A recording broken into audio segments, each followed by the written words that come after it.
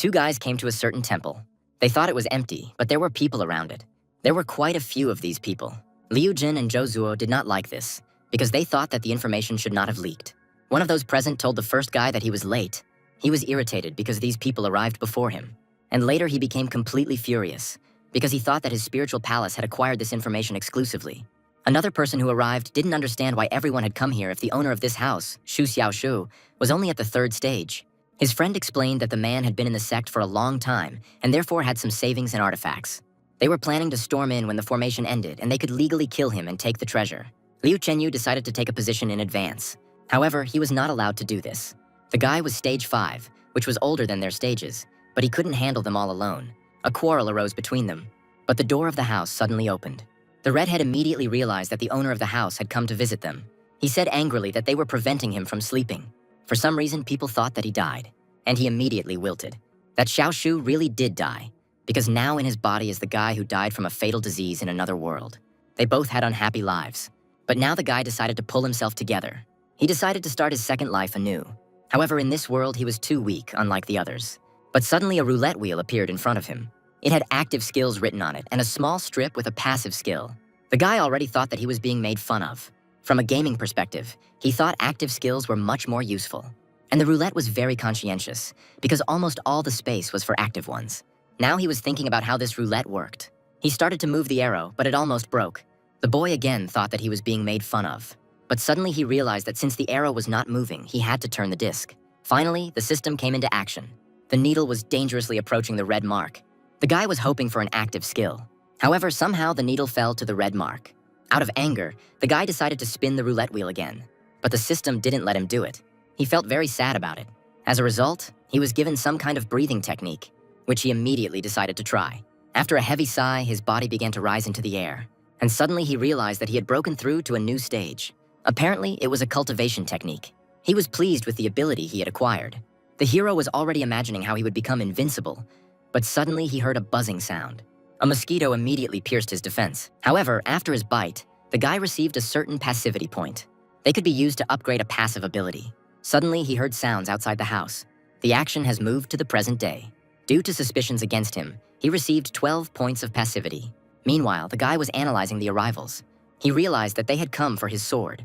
However, the hero had no intention of giving them anything, showing that he had broken through to the 4th stage. And given his sword, he would not be inferior to anyone in a fight. The main character began to threaten them. This is why Zhen decided to retreat. Xiaoshu was no one's opponent, so they all began to disperse. But suddenly someone stopped them. It was the protagonist who was unhappy with how easily they came and went. Those present thought that he was going to fight them. But in reality, he just wanted to say something to earn some points. Suddenly, he joyfully said that he had broken through to the 5th stage. Everyone was simply taken aback by this information, which added 17 points of passivity to the hero. In his mind, he thought that because of these glasses, he was already almost at stage 6. And with every action he took, he only gained points. And then came the mockery, which angered people. They looked at him as if he were crazy. The boys took it too seriously. Taking advantage of the noise, the main character decided to retreat into the house. He immediately jumped through the door. Covering her with his body, he held back the crowd from righteous anger. Suddenly, he was awarded 1 point for praise. He didn't understand who it was, and a certain girl began to descend towards his house. The hero looked in the mirror and realized how similar he was to the previous owner of the body. However, he will no longer tolerate such bullying. Suddenly, he had a new ability unlocked, the shopping mall. He could only buy a box of passive skills for 10 points. The guy immediately decided to buy it. From the box, he received 10 skill points and 3 passive keys, which immediately appeared in the store. Individually, these items were worth 1,000 times more. That's why the hero was happy with this newbie starter kit. The system then announced that he needed to use a key to spin the roulette wheel. But he didn't have much hope for roulette, because he didn't even see the possible prizes. However, it would have been a sin not to take advantage of the opportunity. Now he begged fate to give him a passive skill. But instead of a reward, he was only thanked for his visit. However, it was worth trying again. The second time, the result was the same, and the third time, the hero no longer had any hope of success. However, the system pleased him by giving him a passive enhancement skill. The effects of the gift blinded the guy a little. He didn't feel any increase in strength, but judging by the name, the skill should have been excellent. He also thought that the gain was not obvious due to the low level. Using skill points, he increased the skill to level 5. Now the effect has begun to be felt. He didn't stop at the 5th rank and started investing points further. After some time, he went outside. The skill was pumped up to the 8th level, and his body was dramatically transformed. He decided to test his strength, and a moment later, his fist flew into the ground at full speed. The hand easily broke through the masonry, and cracks appeared in the bricks. The new power was amazing. Now his body had reached the 8th stage of spirit tempering, so he decided to invest the remaining points into strengthening. But suddenly he realized that in addition to the acquired enhancement, he now also had an innate one. And later his muscles even twisted, causing the guy to feel severe pain. The body turned sharply red, and the air around began to fill with steam. The guy simply began to swim in ecstasy. This new innate skill gave him such sensations. Then he decided to immediately test the strength of his new body, and do it in the same way as before. However, instead of the broken masonry, a column of dust and stones hit the sky. The fog began to lift, and the silhouette of the hero began to appear in it. After this, the guy exhaled heavily. With this destructive power, he could claim the championship in the Tournament of Chasing Clouds. The Cloud Chasing Tournament is the sect's annual exam where fellow practitioners compete in techniques. The body's old owner was banned for 2 years for losing the tournament, and if he didn't make it through, he would be banned permanently. And so the guy decided to show them the rebirth of the Phoenix. He promised Xiao Shu that he would make his life much better than it was before. The action moved to the spiritual palace of Tiansan. The hero went about his business, and everyone else bowed at his feet. They greeted him, wishing him good morning, but he didn't pay any attention to them. For others, his presence felt completely different than it had before. Some even thought it was a different person. Finally, Shu reached the crowd. This was the cue to participate in the tournament. Suddenly, the guy noticed that there was only one empty window here. He immediately realized what was going on and decided to knock on it. And behind him, Elder Chao slept peacefully. The old man woke up and looked with interest at who had come to wake him up. The elder greeted Shu cheerfully and asked how he had not died yet. The hero realized that no one went through that window precisely because of the old man, because he was rude. Chao thought the boy wanted to drop out, but he sarcastically said that he should be in the top 10 students. The old man understood the joke, and the system gave the hero 1 point for sarcasm. However, the guy explained that he was not joking, and that his body, after the killer meditation, was in the innate realm. The old man spat out water in surprise at this news, and then he laughed heartily. It was clear that Chao did not believe his words. Such a sharp and loud reaction made Shu feel embarrassed, and people around started discussing him. But one of them heard the conversation better than anyone else and said that the hero declared that he had achieved innateness. However, it was hard to believe. The wave of doubts earned him 90 points of passivity. This made the guy happy, but now the old man seriously asked why he had come. The hero explained that he had come to register for the Cloud Chasing Tournament, and thanks to the old man's advice, he decided to participate as a 4th stage disciple so as not to be disgraced.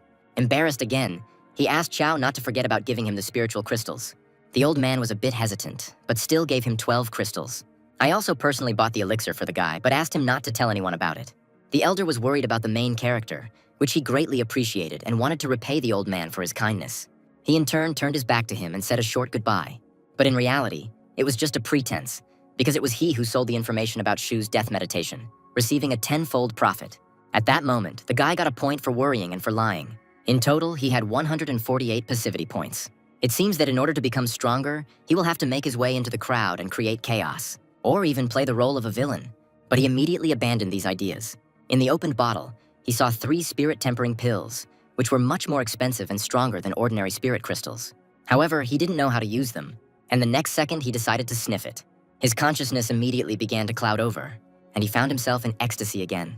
Cultivation was a truly enjoyable experience, and most importantly, it was very effective, because in one breath he broke through to the 4th level thanks to his breathing technique. These were just ordinary crystals, but now he decided to try what was in the bottle, and with a manic look he reached out to her. Meanwhile, 3 days passed. Xiao Kixu, or the Great Elder, and also the chief judge of the tournament, stood in the air and thoughtfully looked into the distance. He announced that the total number of people would be divided into 18 groups of 100 each. He also reminded them that no one would save them if they failed the tests due to their weakness. This meant that they could easily die. In this way, he wanted to prepare them for life. Chao, who was sitting behind him, only chuckled at these pretentious words. But Xiao ignored him and announced the start of the tournament. Now the curators had taken everything into their own hands, and the first test was to hold out until the end. Prizes will be awarded to the top 10, and they will be able to advance to the next stage of the tournament. They started calling the students by number, and the first to appear were Zhou Zuo and Liu Zhen. The first one didn't like that he was in the same group with the red-haired one. Next, Chao Xiaosan and Xu Xiaoshu were called to them. Redhead was already in anticipation. Suddenly Xiaoshu was called again because he had not shown up. People began to mockingly think where he could disappear to. The examiner repeated for the 3rd time. The head of the sect stated that if the guy does not appear, then the man should move on to the next one. Chao couldn't understand how the guy managed to be late for such an event. Meanwhile, Zhao Yinyan asked why Su Qianqian didn't wake up her favorite. and she immediately became embarrassed. He once helped this girl, and she supported him at tournaments. Her sister suggested that Sue find someone else. Two girls sat and loudly discussed their personal affairs, which greatly irritated the examiner. And so he shouted even louder than before, calling out to Shu Xiaoshou. Time suddenly moved to the night before the tournament. At this moment, he was crushing the crystals with a spoon. And then, like a hardened drug addict, he snorted them through a straw. With a strong breath, he pushed them further into his lungs. And a moment later, he was carried away to distant lands. It all looked extremely strange. And on the day of the tournament, it was extremely difficult for him to get to the sect. He dragged himself bent over into the palace, leaning on his sword. Suddenly, he heard some footsteps behind him. It was an old man who asked if the boy was from the outer courtyard. Starsha thought that he was not going to take part in the tournament, but the hero said that that was exactly where he was going. Then the old man began to encourage him, and the guy moved like a turtle, because due to the rate at which he was absorbing crystals, his body could no longer cope with the load. However, the old man was surprised by the fact that the hero's gait, although unsteady, was still fluid, and his steps were completely silent. A moment later, he was out of sight, and it occurred to him that the outer court was where the real talent was wasted. Meanwhile, at the tournament, Shu was called up for the last time, and yet he made it. Sue saw him and told her sister that this was the same guy. But the girl didn't understand what Qian Qian did to him, because he looked like he'd been whoring all night. Zhao thought it was the work of the little one. She, in turn, became very embarrassed and asked to stop. Meanwhile, the main character apologized to the examiner. Old Man Chow tried to understand what the guy was doing, and the tournament has finally begun. Fights immediately began to break out between the participants. The main character also managed to knock someone down, and some even received sword blows to the body. Shu, meanwhile, was only catching fallen soldiers. He was starting to get annoyed at how these guys were getting killed so easily. He rose in body and spirit, ordering that this be stopped. Everyone turned towards him. The guy thought that all of them should become his passivity points so they can't die. He suggested that they all attack him en masse, but his legs continued to shake, which was visible to absolutely everyone. So people just looked at him with disdain. The taunt worked, and Shu immediately received 60 points of passivity. Now he said that he would give this 9th grade sword to the one who defeats him. The judge will be a witness. At this moment, interest flared in the crowd. They pounced on the guy like wild animals, but that's what the hero wanted. Zhao also noticed that this guy had a spirit of self-sacrifice. Meanwhile, her friend was rooting for the hero. The examiner understood that all this was being done for a reason, and he watched the guy carefully. The fighters had already begun to use their skills towards Shu, but the guy decided that he would fight with his bare hands. With just one palm, he took down 2 fighters, and the examiner began to announce those who had dropped out. The rest of the students began to back away due to the aura emanating from the hero. Now they were all in his trap. Asu screamed victoriously, supporting the boy. The sect leader immediately realized that Shu had innate breathing, and the hero began to boast and say that the students could only try to defeat him with weapons in their hands. Chao didn't recognize the boy's talent and therefore began to worry. Suddenly, a muscular guy came out to the hero, and they began to duel. The guy with sideburns decided to use his technique. It was a skill that combined 100 attacks in one blow. Yu smiled demonstratively as he was hit in all his vital spots, and the second student tried his best to hurt him. However, the hero stood still. But even 3 applications of this technique did not produce results, and the guy still had no intention of falling. Now the hero turned to Chu Wei. He showed him the middle finger and said that the guy apparently hadn't eaten porridge for a long time. This made the jock extremely angry. At this moment, Chu Wei used the blood-burning technique. She processed blood into power, but the price was too high. Now Chu Wei's technique looked much more impressive. Zhao thought that this blow would turn the hero into a pancake. The haze after the impact began to clear, and everyone could only guess how it all ended. But more bets were on Chu Wei to win. However, his face reflected the opposite. The muscle man started to fall to the ground, but Shu managed to catch him with one hand. He arrogantly suggested that Wei take a rest. Everyone was simply taken aback by this turn of events. No one could believe their eyes. And Zhu, in turn, asked who wanted to be next. At this moment, the hero received 300 points because Wei attacked him. He was grateful to the muscle man, but he was in no mood for gratitude. The rest of the students were trying to figure out what to do with Shu. After emerging from meditation, the hero began to behave very strangely. No one thought that he had reached a stage less than the 5th. Shu explained that he had achieved innate level enhancement. I didn't want to believe it, but my eyes told me otherwise. However, one of the students thought that Shu was just bragging, trying to hide the fact that he was exhausted. Having planned everything carefully, he was confident of his victory. He stepped forward, introduced himself as Ye Chongting, who wielded the offering fist and asked for advice. Shu only looked down in disdain, as this technique was only aimed at killing. So the hero suggested that he change his technique, but Ye Chongting thought that the guy was scared. This became a sign that the student should take action. He immediately pounced on the hero. He was surprised by the abrupt reception, but still did not make a mistake, and Chunting flew to the side. Zhu simply took a half step to the side. He won this duel, and Chungting began to complain about the injustice. The hero apologized to him, since he was more interested in the 100-hit technique. He then called on the disciples to attack in a crowd. His provocation worked. People were going to simply push the guy out of the arena. And finally, the cry for action was heard. And the hero was waiting for this moment. 100 blows rushed towards Shu, and he just stood there and accepted them, getting points for it. The examiner was simply taken aback by such events, and only Elder Xiao looked at this with interest. He noticed Shu's talent, realizing that he already had 3 innate skills. Su also reacted in her own way, starting to get angry at the crowd that attacked one guy, and the other girls started crying. They felt sorry for Shu, but they admired his resilience, and all the girls immediately started supporting him. Now he started getting points for inspiration too. However, Xiao asked to end this farce. The examiner announced that there were 15 minutes left until the end of the exam. Shu was unhappy with the tournament's time limit, but he still decided to finish this performance. The hail of blows did not subside.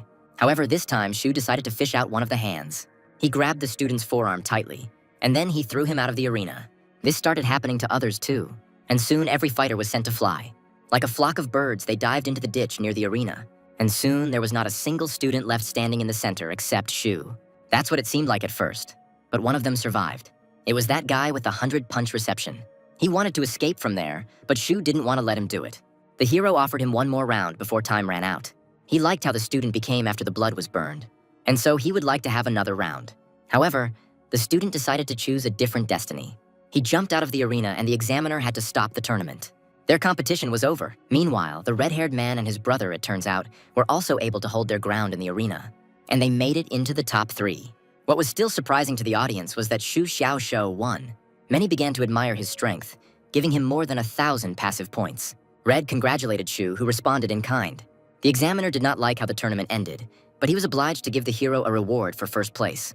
It was the champion's spatial ring, a rare treasure worth 1,000 gold. It was far more valuable than his 9th-rank sword, and having mentioned the sword, the judge explained that it was already in the ring. Zhao, meanwhile, stretched and said that her sister could go to her little brother. But she was also happy with the fact that the guy wouldn't be expelled, so she didn't want to go. The redhead continued to egg the little one on. She said that if Su didn't mind, she would ask Shu to become her Taoist partner. It was a joke, but the little one got angry and ran away from her. Zhao found this very cute. Su noticed the girls. He recognized Su because he once helped her, and Zhao stood nearby. She looked at the guy and smiled eloquently. Yu suddenly received a passivity point for seduction. He was angry at the system for so brazenly ruining all the surprise, but his face showed the opposite. The guy had already started dreaming about depraved things with Zhao, and his face turned red. But Xiao interrupted his fantasies and congratulated the guy on his victory. The old man didn't like that he hadn't been noticed, because the hero had been staring at the girl the whole time. The guy immediately began to make excuses. Xiao asked why he hid his skills from the old man, but Shu immediately stated that he told him everything last time. The old man immediately realized his mistake, because he himself did not believe the guy. Grandfather began to make excuses, but Shu made an offended face. In response, he decided to appease the guy with an elixir. The hero began to understand what they were offering him, and like a drug addict, he tried to snatch the bottle from the old man's hands. A little later, he was already at home. Having washed himself, he wandered towards the bed, and when he lay down, the pendant on his belt jingled.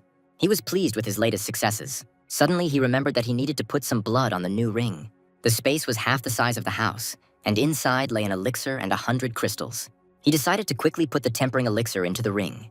It was his first victory on a path of life full of suffering. Now he decided to see how many points he had earned. Having called the system, he looked closely at the number, and when he started counting, he realized that there were 5 digits. At the moment, he had almost 18,000 points. This made the guy extremely happy. But before that, it was worth looking at what he could spend them on. Something new appeared in his system. However, he could not understand when it appeared there. He could unlock the purchase of second-tier skills for 5,000 points. This was necessary to start pumping up the power-up. However, instead, he decided to spend the points to unlock more skills. He spent 10,000 points on keys at once. The current number made Shu feel upset, but the presence of 10 chances for something new warmed my soul. He immediately called for roulette.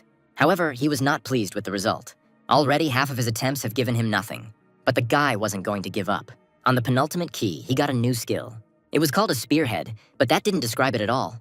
And the guy thought that since this was a long-term passive skill, his nails would probably get sharper. He tried to pierce the table with force, but he only experienced pain, and the result obtained was rather due to strengthening. The guy began to wonder why his skill wasn't doing anything, but suddenly it dawned on him. The skill was level 1, and judging by the fact that even the first rank boost was useless, the new skill was worth leveling up. And now Shu was thinking whether to spend points on new skills or improve the current one. He had one more key left, so he decided not to push his luck. He pointed at his inventory, but the screen began to dim. What he saw made the guy scared. There was a legend that there was a powerful sword technique that was created by Elder Cha, the last owner of the Holy Spirit Temple. Future generations adopted this technology and created new ones based on it, but its quality decreased tenfold. The new technique was divided into 13 swords, but Shu had only learned the first sword, the calm white cloud. As his mind was consumed by darkness, he saw the hidden bitterness flying away with him to the clouds. The first sword had no beginning and no end, and countless insights into swordsmanship immediately poured into the hero's mind. And after some time, he came to his senses. The aura emanating from him immediately tore his clothes. The last key he mastered was the passive mastery skill, which was the sword skill. And at the same time, he had 2 more skills that could enhance his fencing. So he immediately decided to try out new powers. Only for a moment did he leave the ground. And then he struck one weak blow. But everything that was in front of him turned to crumbs.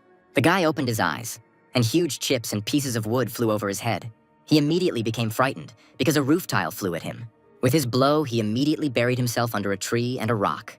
Meanwhile, the elders were having lunch in the pavilion. She said that he doesn't like alcohol, and Xiao, in response to this, was unable to hold the liquid in his mouth. He sprayed another elder, but later apologized. He then asked if it was true that Xiao had succeeded in kendo only because he did not drink alcohol. He said that he had indeed achieved some success. Xiao changed the subject and asked how long Elder San would be staying with them. He took a sip, and then he said that he would stay for a short time. He also told Xiao that being drunk from the sword and from alcohol were 2 different things, but it did not affect his skills, because in that case, he would be able to comprehend the 8th immortal sword. The 2 elders laughed at the mockery, but Xiao was not going to tolerate humiliation. However, something made them all perk up. Something unknown was also happening in the outer courtyard. The guard stood at his post, and his sword began to shake convulsively, as were the swords of other people who passed nearby. It was some kind of incomprehensible earthquake, but San recognized it as the cry of swords, which foreshadowed that someone had acquired the acquired sword intent. She said that they have very talented students this year. San also asked about Su, saying that she also showed sword intent last time. Xiao explained that she had manifested an innate intent and was a true genius. Chao, in turn, had no intention of sitting and chatting here, and wanted to quickly go to the one who had caused the swords to start screaming.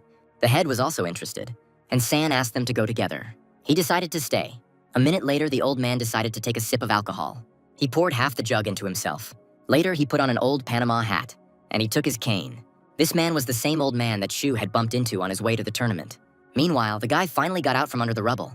He realized that he had mastered the first fencing style, but it was much more powerful than the original.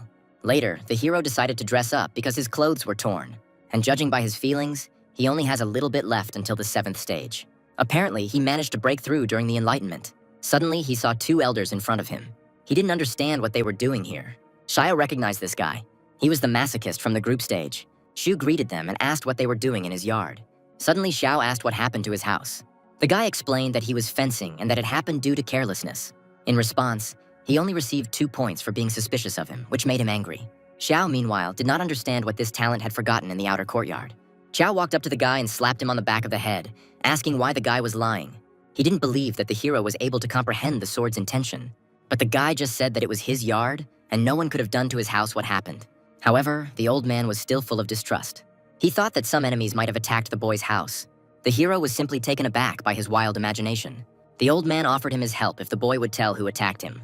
However, Xiao joined the performance. Instead of words, the hero only pointed his finger to the side. The old men placed their palms on his shoulders and urged him not to be upset. The hero was extremely upset that no one believed him. He felt a certain helplessness, and by nightfall, he was already at the hotel. He was glad that he didn't have to go anywhere, because after the tournament, they gave him time to rest. The guy was thinking about what he should upgrade first. Without thinking twice, he put all his points into the tip, and then he looked at his hand. She immediately flew into the floor at full speed. He didn't feel any pain at all, but in the meantime, a hole appeared in the floor. A crowd gathered on the stage of emerging clouds. Xiao was hanging in the air. He congratulated the 180 warriors who had passed the group stage. The next test was divided into 18 stages, and the champions of the previous stages will act as leaders. Everyone watched the old man, spellbound. He went on to explain that there would be 64 winning places in the competition, which could be achieved by winning 3 times in a row. Now the competition has begun. The crowd cheered and rooted for their favorites. The red-haired man's brother was extremely doubtful of his own strength, since there were people around him who were at least at the 7th stage, while he only had the 3rd. He shared this with Liu. But he said that he was also afraid because his cultivation stage was not the highest. Shu, meanwhile, was basking in glory. He heated up the crowd, thereby gaining passivity points. Some people thought he had gone completely crazy. He had warmed up the crowd and was now receiving about 1,000 points at a time for ridicule. His points have already surpassed 4 figures, and this is just with the wave of his hand. The examiner simply stood and watched this spectacle. He couldn't understand what Shu was doing. After some time, this began to greatly irritate the man. He called the guy over to him, and the hero pretended not to realize that the competition had already begun. He said he needed to do some breathing exercises, which made the examiner even more angry. Not paying attention to the man, the boy suddenly ran. The examiner's patience was rapidly running out, but the hero decided not to let things get to the point of anything serious. He was sorry that he wouldn't be able to get points now, because to do that, he needed to sense the emotions of the people nearby. But there would be a barrier at the competition. He could have gotten a lot of points. Suddenly, he received 1 point for the curse in his direction, after which he immediately began to glance sideways at the examiner. Meanwhile, they were selecting an opponent for the guy. The man announced that D. Sinner would fight against Shu. The girl began to climb the stairs. She greeted the hero, and the guy thought that she was going to give up, which would have a bad effect on her points. So he started goading her, saying that if she gave in, she would be branded. The girl thanked him for the instruction, and the guy smiled warmly at her. Finally, the examiner announced the beginning of the duel. The girl immediately attacked the guy, but he asked her to stop. He wanted to have a fist fight, but she said she knew he owned a sword called Hidden Bitterness. Besides, she recently created a new technique and would like to try it out in battle. The guy was simply taken aback by the fact that he threw away his sword, and the woman decided to attack him. This clearly showed that girls were not to be trusted. He tried to avoid his attacks. However, he didn't plan to attack either, because it would hurt her a lot.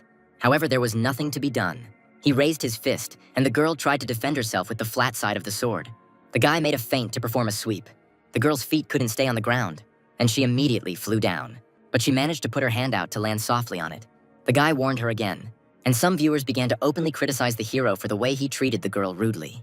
Others didn't understand why Shu was being portrayed as a villain. The guy meanwhile said that since he was physically stronger, he would only use one hand. He still wanted to fight her hand to hand, but she again attacked him with a blade. The fury of battle overwhelmed her, and she ordered him to shut up. However, the guy easily dodged her attacks and asked her to think again about hand-to-hand combat.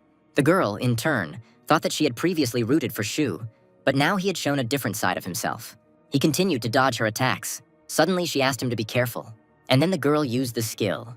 The guy had to pick up a wooden sword. A moment later, he soared into the sky. The audience was taken aback by such skills. Meanwhile, the guy took a few steps closer to the girl. He jumped and raised his wooden sword in the air above Dee's head, and the girl's fans immediately started screaming. The guy planned to force the girl into a fist fight. He also explained that her technique is not bad, but it contains only one layer. He said that she should work on her fencing technique, specifically focusing on what she was most confident in. And the girl seriously thought about it. The guy continued to hold the sword at her head. The picture turned out to be somewhat disconcerting, and so the girl hastened to make a dash back. Now she was much more in the mood for battle. Shu got a point for his gratitude and realized that this girl was too simple-minded because she thought she was being taught. She wanted revenge. And a moment later, she activated the second skill. Shu thought that her movements would help him in learning the next sword. And a second later, they began to dance. The girl's blow failed to reach the guy, and he pressed the sword to her face again. Meanwhile, Dee's fans declared a bloody war on him, and Shu's fans forbade him to be so gentle with her. It was something like flirting, and so the girl became embarrassed again. However, the guy didn't think about it, and therefore didn't understand what was happening to her. A moment later, he gave her another instruction. The girl's consciousness was suddenly struck by an epiphany, and the guy got another point for gratitude. Dee, in turn, moved away from him and decided to attack again. But this time, the guy simply didn't let her do it, knocking the sword out of her hands. Now she was disarmed, and tears began to well up in her eyes. The guy decided to put an end to this farce so that she wouldn't accidentally fall in love with him. He brought the sword to her cheek and told her that she had lost. The girl looked at him strangely. She smiled again and thanked him for his instructions. The hero realized that she was hopeless. Their competition was finally over. Xiao watched their fight and was pleasantly surprised by the guy's skills. Then other students started fighting. Some have already managed to win 3 victories in a row. Shu didn't understand how those students managed to fight so quickly. And while he had a free minute, he decided to stir up the crowd again. He noticed that Sue and her friend were somehow nowhere to be seen. But he noticed his fans who asked him to spank them with that wooden sword. He just happily waved his hand at them after receiving the glasses. Some points were for a declaration of love, which greatly embarrassed the guy. The boy thought that it was all about the wooden sword, so he asked them if they wanted him to give it to them. The girls screamed with delight. This stunned the guy for a few seconds, and he thought they were crazy. He was interrupted from his presentation by the examiner, who said that it was time for him to go into battle. This time, Shu had to fight against Liu Jin. Zhou, in turn, has already lost 2 matches. He encouraged his brother. Closer to the beginning of the duel, Shu was able to get a good look at his enemy and, strangely enough, recognize him. Red was a member of the Quan family, meaning he was a master of fistfighting, which the hero liked. However, his opponent remained silent, which began to irritate Shu. He thought that the redhead, like that girl, was going to give up, and so he began to read out a tirade. But Liu immediately cut him off, saying he wasn't going to give up. This is what Shu wanted to hear. Meanwhile, the redhead was thinking that the hero was just pretending and hiding his strength, and he, in turn, began to receive points for suspicion. He didn't think it was Liu, so he thought there was someone else in the middle of the barrier. The examiner, in turn, was already tired of the guy's antics. Shu grabbed his leg, and the man tried to break away from him. His nerves gave out, and he ordered the guy to return to the center of the arena. However, Zhen still thought that Shu was faking it. They began to engage in fistfights, prompting Liu to take off his weights. They were so massive that when they fell on the floor, they broke it. And his body began to rapidly evolve, reaching the 10th stage of spiritual tempering. The examiner and Shu were simply taken aback by this turn of events. Redhead said that he would not hold back, but the hero couldn't understand what he was talking about. But suddenly a grin appeared on his face. Hanging on the man's leg, he waited for Liu to strike, but he immediately had to dodge. Having come unstuck from the leg, he began to take blows. The audience waited for the appearance of the masochist Shu, who takes all the blows on himself. However, these blows were capable of damaging the hero's body. Each of them also added 2 points, meaning the hits were double. At this rate, Shu was in danger of being thrown out of the arena. He couldn't even draw his sword because of the incessant blows, so he asked Liu to give him a chance. But the red-haired man did not let up his pressure. However, the hero did not give up trying to reason with his enemy, and Shu's body flew further and further away, so he decided to use the tip. He hoped not to kill the redhead on the spot. Suddenly, Liu had to block the blow. He also couldn't understand how the hero could stop his series of blows if he didn't know how to fight in fists. Liu's Great Dark Tribulation fist didn't leave any blood, meaning the blood on Shu's palm wasn't his. Red froze because he couldn't understand what kind of technique it was. The hero explained that it was a technique called spearhead, but Liu didn't believe him. The crowd also could not understand how this was possible. Some thought that Shu had broken his fingers. Liu Jin's technique was at an innate level, and therefore everything became much more ambiguous. Shu took the fight seriously, because the dark energy that accumulated after the blows could come back to haunt him at the most opportune moment, instantly killing the guy. Based on this, the guy suggested fighting with wooden swords. The audience started laughing at how quickly Shu changed his mind, and for some reason the hero's fans screamed with admiration. However, Liu didn't spend much time talking and attacked the guy again. It was unexpected, but the next moment, Shu snapped his fingers, and a sword appeared in his hands. Zhen's lunge was immediately interrupted. He realized that things were bad. Meanwhile, Shu stood in place and looked somewhere with a stupid gaze. The spectators realized that their duel was beginning to become truly brutal. After all, if Shu does not reflect the next blow, he will die. The examiner planned to intervene, and Liu had already practically hit the guy. But a stream of blood, which Shu had spewed out of his mouth, hit his face. The guy had to close his eyes, and he struck blindly. But after that, he had to wipe the blood from his face. And when he did, he realized that Shu had completely grabbed him from behind. Their bodies were actually in the air. The audience already thought that Shu was going to die along with him. A second later, there was an explosion and dust rose into the sky. She began to settle, and a silhouette began to appear in the middle of the arena. It was Shu, who looked a little tired, but he sat on the defeated Liu, which meant his victory. The audience began to applaud, and the examiner hurried to approach the boys. He asked if Shu needed a break. He agreed, and the man said that Liu would probably need a break too. And the red-haired man was quickly thrown onto a stretcher. Sometime later, the man approached the boy and asked if he had recovered. But Shu realized that this was just a mockery. Meanwhile, the hero had already accumulated 7,000 points. He was seriously wounded and faced another test. However, the elder had given him a 10th grade pill the day before, which was supposed to help him. The guy breathed in her scent and instantly perked up. His body began to move, which did not go unnoticed. And a moment later, Shu fell to the floor. He began to shake violently, and the spectators were completely taken aback. But even though the guy was lying down, his condition began to improve. The examiner already wanted to call the healers. However, Shu, in ecstasy, asked to move away from him. The man backed away and decided to do nothing. Shu's reaction made the crowd think he had taken an aphrodisiac right there in the arena. People were still interested in the hero's condition, but he was in relative order, and so they decided to leave him alone. However, the examiner did not help the healer believe that the boy was recovering, but he explained that he didn't know why Shu had such a reaction to the pill. The man realized that he would not find out anything more. After some time, Shu finally came to his senses. He was able to recover, but his body still hurt, and his points increased by 3,000.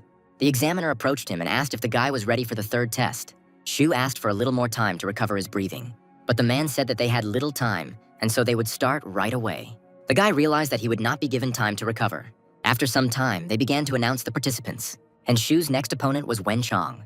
The audience was outraged by this turn of events because Shu had only just come to his senses, and he was already faced with fighting the Elder. Wen Chong took second place in the last test.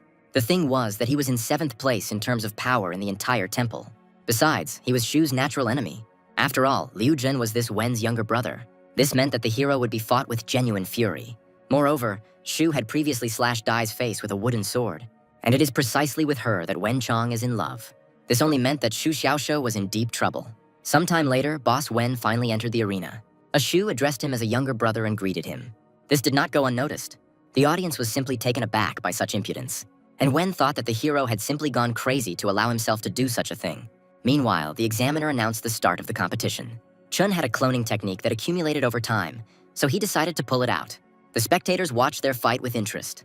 Shu closed his eyes in the meantime, and Liu immediately understood what was about to happen. Apparently, the hero decided to immediately demonstrate the skill that was shown at the end of the battle with the redhead. In fact, the main character understood what situation he was in, and therefore decided to end everything in one move. Meanwhile, clones began to appear behind Wen.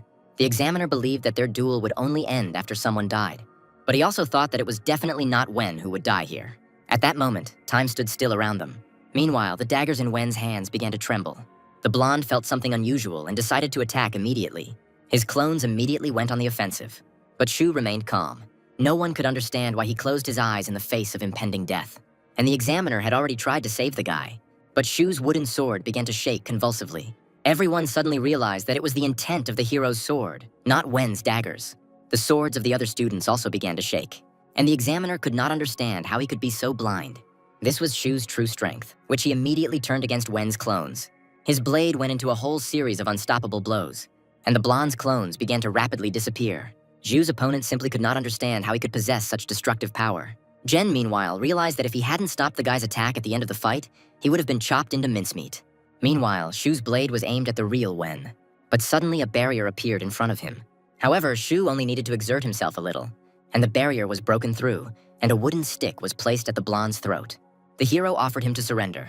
Meanwhile, there was not a single living spot on Wen's face. This was the end of their fight. Shu's legs were shaking, but he had to stand up straight. At this moment, Wen began to be overcome by uncontrollable rage. None of the spectators expected the blonde to lose so easily, and he, in turn, was afraid of undermining his authority.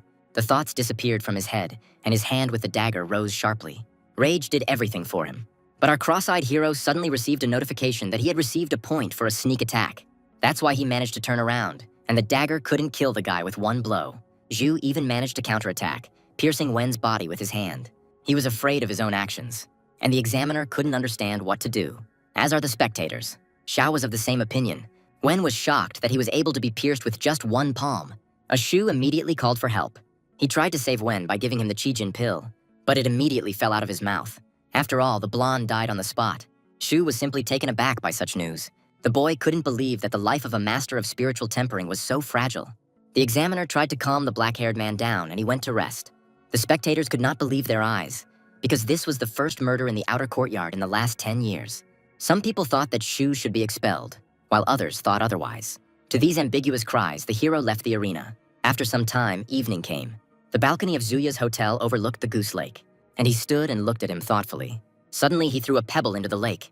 His head was filled with thoughts about what had happened. He could not even imagine that human life could be so fragile, and yet he did not regret what he had done, because he came into this world and realized that murder was a common thing in it. The guy unknowingly broke through to the 7th stage of tempering the spirit, and throwing stones into the lake calmed his mind. He was even a little glad that he had crossed that line with murder. As a result, Shu Xiaoshu stayed at the Goose Lake for the whole night, and so the next morning arrived, and Shu didn't even close his eyes. Suddenly, San approached him. He asked the guy if he wanted to watch the tournament, and the hero suddenly realized something. Elder San was the same old man from the mountain. He couldn't believe his eyes. The old man immediately dismissed the boy's suspicions that he had come to talk about Van. San wanted to talk about Shu himself. The elders had already told him about other geniuses, but he liked the boy the most. But the old man's speech seemed like nonsense to Shu, because the people mentioned were the main characters. San, however, said with knowledge of the matter that he already understood that the guy came here to admire the geese. From this moment on, the hero completely lost the essence of the dialogue. Suddenly, Sun said that he had been watching the boy all night and was surprised by how resilient Shu was under the onslaught of mosquitoes. This news finally finished the guy off. Finally, the hero realized what that chill on his neck was. By this time, the old man had finished speaking and asked Shu to say something. But he said that San had literally just asked him to shut up. However, the hero decided to say absolutely everything as it was, and add that it was time for him to go to the tournament. Suddenly, San stopped him. The guy looked at her and asked her to let go of his hand. The window of suspicion did not appear before Shu's eyes, which meant the old man believed him. Suddenly, San reached somewhere into his bosom. He believed the boy and therefore offered him some seed. The situation continued to become more and more strange. The old man forcefully explained that if the guy had a natural body, then everything would be fine with him. As a result, the hero accepted the gift, and San, still smiling, offered him to eat it. Shu hoped it wasn't poison or an aphrodisiac. Now he asked what would happen next, but the old man did not answer. And then he disappeared from sight altogether. It looked like Zuya was about to be covered, and something strange really did start to happen to the guy's body. The news of the murder that had been committed spread throughout the outer courtyard overnight. There were more spectators this time because they missed a lot yesterday. Xiao, meanwhile, began to speak to the crowd. He said that they must already know what happened yesterday. The man did not name any specific names, but simply wanted to remind people of something. He stated that Tiansan Spiritual Palace provided all students with comfortable conditions for cultivation and never wished for anyone to die. However, everyone should know their limits and adhere to morality. Xiao wasn't so talkative before, but now everything has changed, because he is no longer a killer of tens of thousands of people, but a great elder. After this, he announced the decisive fight of the 64 semi-finalists. The tournament has now officially resumed, but Shu suddenly came out into the arena and asked to stop. The audience was extremely unhappy that the guy dared to interrupt the chapter. Meanwhile, something was happening in the judges' seats. That same examiner attracted the attention of his colleagues by starting to discuss Shu. They were curious to see if the boy could surpass Su Qianqian in genius. And the most terrible thing about the hero, in their opinion, was his unpredictability. Xiao rudely told the guy that if he interrupted him over a trifle, the man would deal with him himself here and now. Shu asked for help and began to undress. His body began to burn because of that seed, and he was forced to go into the arena by the fact that all the best healers were located right here. The guy suddenly asked to be removed from the competition because he had taken drugs. He needed a medical examination, but Xiao was extremely angry because the rules did not say that no one could use doping. However, Shu stood his ground. The man cooled his head and tried to understand what was going on. He asked the guy to come over, and a moment later, he placed his hand on his chest. Xiao's hand was immediately left with a burn. Spectators simply could not understand what kind of drug it was that could harm the head of the pavilion, and the old man tried to understand what it was. He learned that it was the seed of the incinerating fireflies, which destroys the innate body. This was said out loud, and therefore Shu was extremely surprised. And the old man suddenly said that this was a useful thing that would not harm the guy. However, this was stupid, because before that, he said that the innate body was burning right now. Yu said that he heard everything, but the leader stood his ground. He said that the guy should go and rest, but the hero thought that he still needed medical staff. The boy resigned himself to his fate, but could not understand why he was being treated so unfairly. Xiao became an accomplice to the crime that Sun committed. However, Shu decided to take fate into his own hands and try to cultivate this seed. He took the pill and began to inhale it. He should have done it faster, because he would soon have to participate in the tournament again. Suddenly, an idea came to him. He thought he could get rid of the feeling of anxiety in the heat of battle. Meanwhile, fights were in full swing in the arena. Shu noticed that one of the students had created ice, and the hero was just called to fight him. And the audience finally waited for the release of the masochist Shu. In fact, the guy decided to go to Xiao. He asked the elder for medical help on the condition that he defeat this guy. The judges didn't like Shu's disrespect for the boss. They thought the boy was bothering the old man. Xiao ordered him to return to his place, but the hero stood his ground. But the elder understood that no medical staff could save him, and Shu would have to cope with this on his own. However, the guy decided to get injured so that he would be obliged to heal him. According to the rules, Shu will have to be restored to the best possible condition. Now the hero went to look for his rival Zhang Fu. He yelled, calling the guy to come into the arena. And Zhang Fu sat and listened to his teacher, who was suggesting that the fighter surrender. He did not agree with him. However, the man stood his ground because this time Shu was doped up. Zhang Fu didn't want to give up so easily, so he decided to go. Yesterday, he defeated another genius and believed in himself. This was a very stupid idea. However, Shu did not look strong compared to Zhang Fu. The redhead bowed to the elder and said that he was studying the golden body. Shu was simply taken aback by such news, because the guy was already huge, and he was also studying body strengthening techniques. The competition has finally begun. Shu decided to start provoking the enemy, and Zhang applied his technique. But in the end, they just stood still. The audience simply started laughing, looking at them. Both guys were on defense, but they were only given 15 minutes for the competition, so time was not on their side. Shu's plan was falling apart and he couldn't attack because he was afraid of killing his opponent. Suddenly, the guy asked Xiao for help, but he only chuckled. The hero explained that if he attacked, Zhang could die. Red didn't want to get involved in their quarrels, and the old man challenged Shu, saying that if he killed Zhang, he would win. The student was losing his fighting spirit more and more. The judges were worried about Zhang's health, as he had been caught in the crossfire. Suddenly, the hero decided to take action. His hand immediately began to emit an aura, and the fist rushed towards the enemy.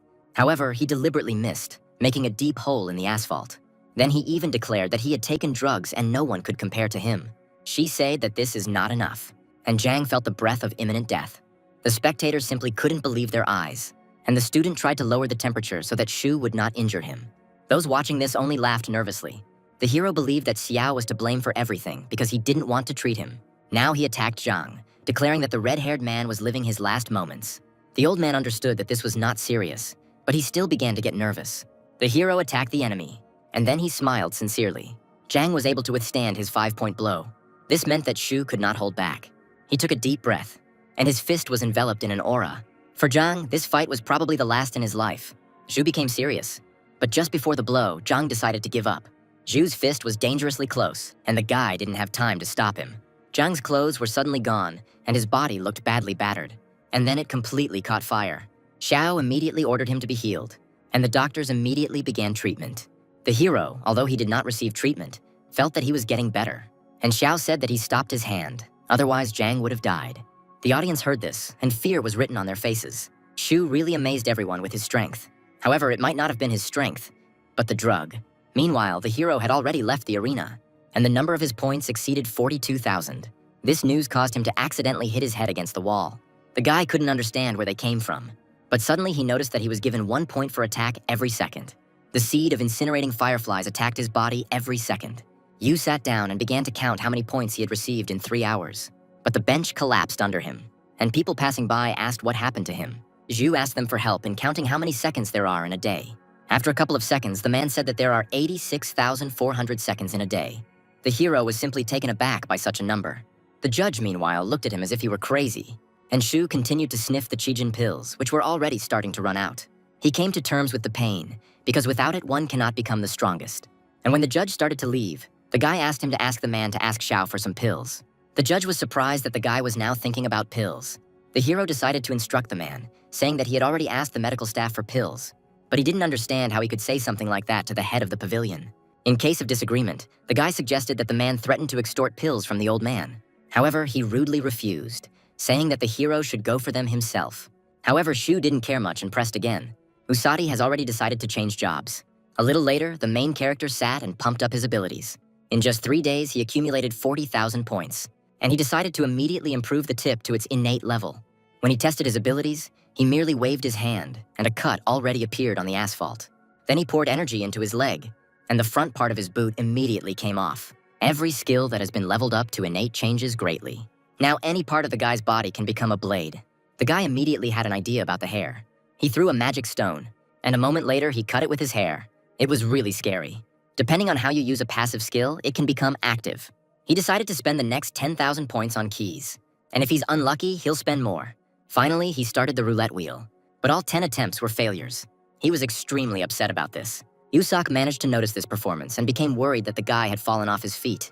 He ran up to the hero and tried to bring him to his senses, but he was upset and asked to be left alone. Sitting in the lotus position, he began to sigh heavily. That was 10,000 wasted points. However, he immediately decided to spend the same amount again. The guy didn't want to be left with nothing.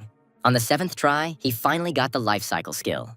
Now he was happily dancing around the column, and the man looked at him as if he was crazy. Yusak didn't even think that a person could be so happy alone. While Shu was dancing, the column had become considerably worn down, and the life cycle suddenly turned out to be one of the basic passive skills, as well as breathing techniques. They are not as functional, but for an auxiliary purpose, their usefulness is hard to overestimate. The seed of the incinerating fireflies contains energy the size of a fingernail, but the energy itself is so terrifying that it cannot even be quantified. Blood and flesh were burned to a charred state, and the meridians were caked. Thanks to the breathing technique, he was able to recover through pills, but now they have run out too. But now his whole body was recovering on its own. The new skill was something like regeneration. And so he decided to spend the remaining 20,000 points on skill points. All of them were immediately spent on the life cycle, and the body immediately began to frantically recover. In less than a minute, he was free of his wounds. Surprised by this result, he decided to spend another 5 points on the same skill. The life cycle immediately became innate. Now the power of destruction has synchronized with restoration. The skill was truly terrifyingly strong, as he had previously spent 2 whole pills to restore it. A little later, he managed to get dressed and take his sword. The guy decided to test how strong his regeneration was and immediately slashed his hand with a sword. The guy standing next to him was simply taken aback by this, and the blood on the hero's palm began to draw back. And after a couple of seconds, the wound was gone.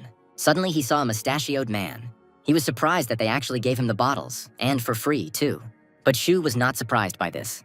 The mustachioed man bowed to him reservedly.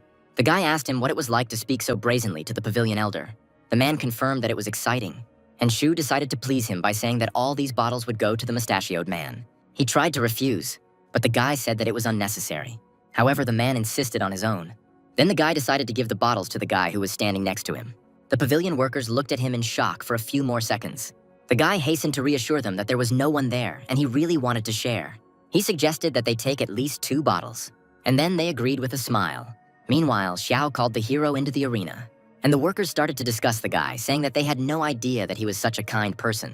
Meanwhile, the duel between Xu Xiaoshou and Zhou Tianqian began. The swordsman looked smug, and before the start of the fight, he decided to take out his blade. He said that he recognized Xu's strength, and the hero looked at him with anticipation. Zhou said he wanted to take first place in the rankings. The audience realized that he possessed the acquired intent of the blade. This meant that Xu was in danger. Xiao realized that Zhou had been hiding his strength all this time. The hero only mastered the first style of the calm white cloud, and therefore it was difficult for him to match such strength. But he had no plans to give up. That's why he said that Zhou shouldn't wag his tongue. Meanwhile, the spectators were discussing the fact that Xu was the eldest in the outer courtyard. These were the hero's admirers. Meanwhile, Zhou prepared for the duel. Their competition has finally begun. But suddenly Zhou asked Xiao to stop him. The old man thought that it was all Xu's influence, and now everyone had become too impudent. Zhou wanted to make it clear that he was unhappy with Xu killing the guy yesterday. For him, the hero was now an unscrupulous villain.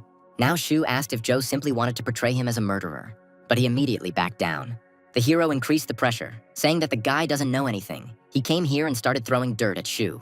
Tianqian continued to make denials, and the hero put more and more pressure on him morally. He accused him of having people like Zhou who stand on high moral ground and hurt others with their words. Suddenly, the swordsman stumbled. He began to feel ill because of this squabble. He leaned heavily on his sword. Cold sweat began to flow from his forehead. Xu thought that it was time to start the fight. However, Zhou was no longer in a condition to fight. Meanwhile, the hero was mentally rejoicing at this situation, since his opponent turned out to have a delicate soul. Viewers immediately began to insult Zhou for his attempts at slander. Now it seemed to Xu that his opponent was about to give up, and so the hero told him that since Zhou had entered the arena, he must fight. He said the same thing he said to other people who wanted to give up. Zhou thanked him for his instructions with a serious face. Xu looked back at him. Xiao was simply taken aback by the fact that it actually worked. A little later, the guys finally began their duel, and it was clear that Zhou was pushing back his opponent. Xu had a hard time, and his opponent felt strength within himself. For the first time, the hero couldn't defeat anyone, and his power-ups were useless. He needed to get closer to cut the guy down with the tip. Zhou didn't give him any more time to think. Suddenly, Xu concentrated. A moment later, he counterattacked Zhou, and he had to dodge it. He pulled his head back using only reflexes, but the blade managed to catch his hair.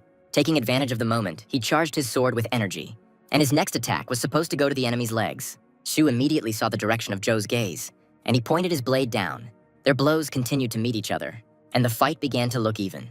Spectators were amazed by the level of this fight. There was a momentary respite in the arena. Xu decided to take the guy seriously. He used his active skill, Nine Tides, and suddenly waves appeared behind him. However, Xu was already concentrating hard, and clouds began to form around him. Their techniques clashed, and the audience froze in anticipation. Xiao watched them with a serious face. Both warriors used all the forces they had. People continued to watch them with bated breath, and Xu began to receive wounds. Zhou's multiple attacks gave him no respite. Tianqian's skill was unmatched, as he could cause serious damage even with a slight cut. The hero began to be covered in wounds. But his life cycle was working at full speed, and therefore the cuts healed quickly. Zhu had already tasted victory, and the waves of his technique almost caught up with the guy. The audience was very worried about the hero. He, in turn, was in excellent condition, and took the blows only in order to copy his opponent's techniques. At the same time, he invested 2 skill points into upgrading his swordsmanship, and his technique began to acquire the same visual characteristics as Zhou's. He hit the guy with his own weapon. The crowd also noticed that Xu's last attack was not like his style. Xu made a breakthrough by masterfully changing his fighting technique. Xiao also realized that he had changed his fencing technique, and this was surprising, because no one dared to do such a thing. The hero took a stance and began to provoke his opponent, and he was going to attack anyway. He raised his sword above himself, and waves began to appear around him. The raging water began to be drawn into the sword, and after a couple of seconds the blade turned blue. Shu didn't expect that his opponent still had trump cards. He understood that he couldn't handle this technique, and so I decided to invest another 3 points into swordsmanship. Now his skill was already at level 6. Insights came into his head again, and the body automatically adapted to the new knowledge. He assumed a stance similar to Zhou's. Viewers began to speculate that Shu had stolen the equipment from the boy, and a moment later, they simultaneously created their techniques. Zhou's blade vibrated from the force being exerted, but Shu's didn't show any change. He simply drew his blade. Nobody understood what was happening, and Xiao thought that the hero was about to become a dead man. After all, a blue wave of energy was already heading towards Zuya, which he simply cut to pieces and sent the same one to Zhou. However, he was already ready, and the two forces collided in the air, and Shu's aura grew stronger and stronger. Shu began to realize that he was fighting a truly powerful opponent, and so he admired Shu, who had already managed to understand that Zhou was now mentally not in this world. The hero sighed bitterly, and he touched Zhou's forehead with the tip, but he didn't even move. However, a second later he came to, and a furious grimace appeared on his face. He knocked the guy down with his aura, and the scream continued to fill the surrounding area. He lost control of his aura. Zhu realized that Zhou had just reached the innate level of the blade. Now the fight will become much more difficult. And Zhou suddenly thanked Shu for not taking advantage of the guy's weakness, and later the guy decided to give up. Xiao was surprised by this reaction. However, he announced that Shu had won the competition. Zhou felt awkward that the one he called a murderer had spared his life. That's why I wanted to become his friend. However, Shu only turned around to go home as he wanted to quickly get his fencing skills sorted out. The tournament is finally over. A Xiao looked thoughtfully at the guy's back, thinking that he would probably become the greatest swordsman alive. In his opinion, it was the reincarnation of the strongest swordsman. However, the elder soon had to turn to the people. He picked up some kind of piece of wood and struck a pose, and he loudly announced that the competition was over. Shu meanwhile came to the Goose Lake. He thought about the strength of today's swordsman. Zhou was the only one who made the boy use his imagination regarding fencing styles. But suddenly he decided to spit on all this. After all, right now he had more important things to do, namely, that very seed that destroyed his body. He should have gotten rid of it quickly. Meanwhile, the guy already had almost 28,000 points. He shouldn't have had any, but over the last 3 hours of burning, he had managed to accumulate some. However, if the seed reached the Sea of Qi, he could die, and therefore he needed to get rid of the seed. Soon night fell, and the guy decided to start cultivating. He put 5 skill points into breathing technique. In general, the guy had no intention of leveling up this skill because it seemed useless. But now, it was necessary. There was a risk that he might freeze in the process, so he needed some support.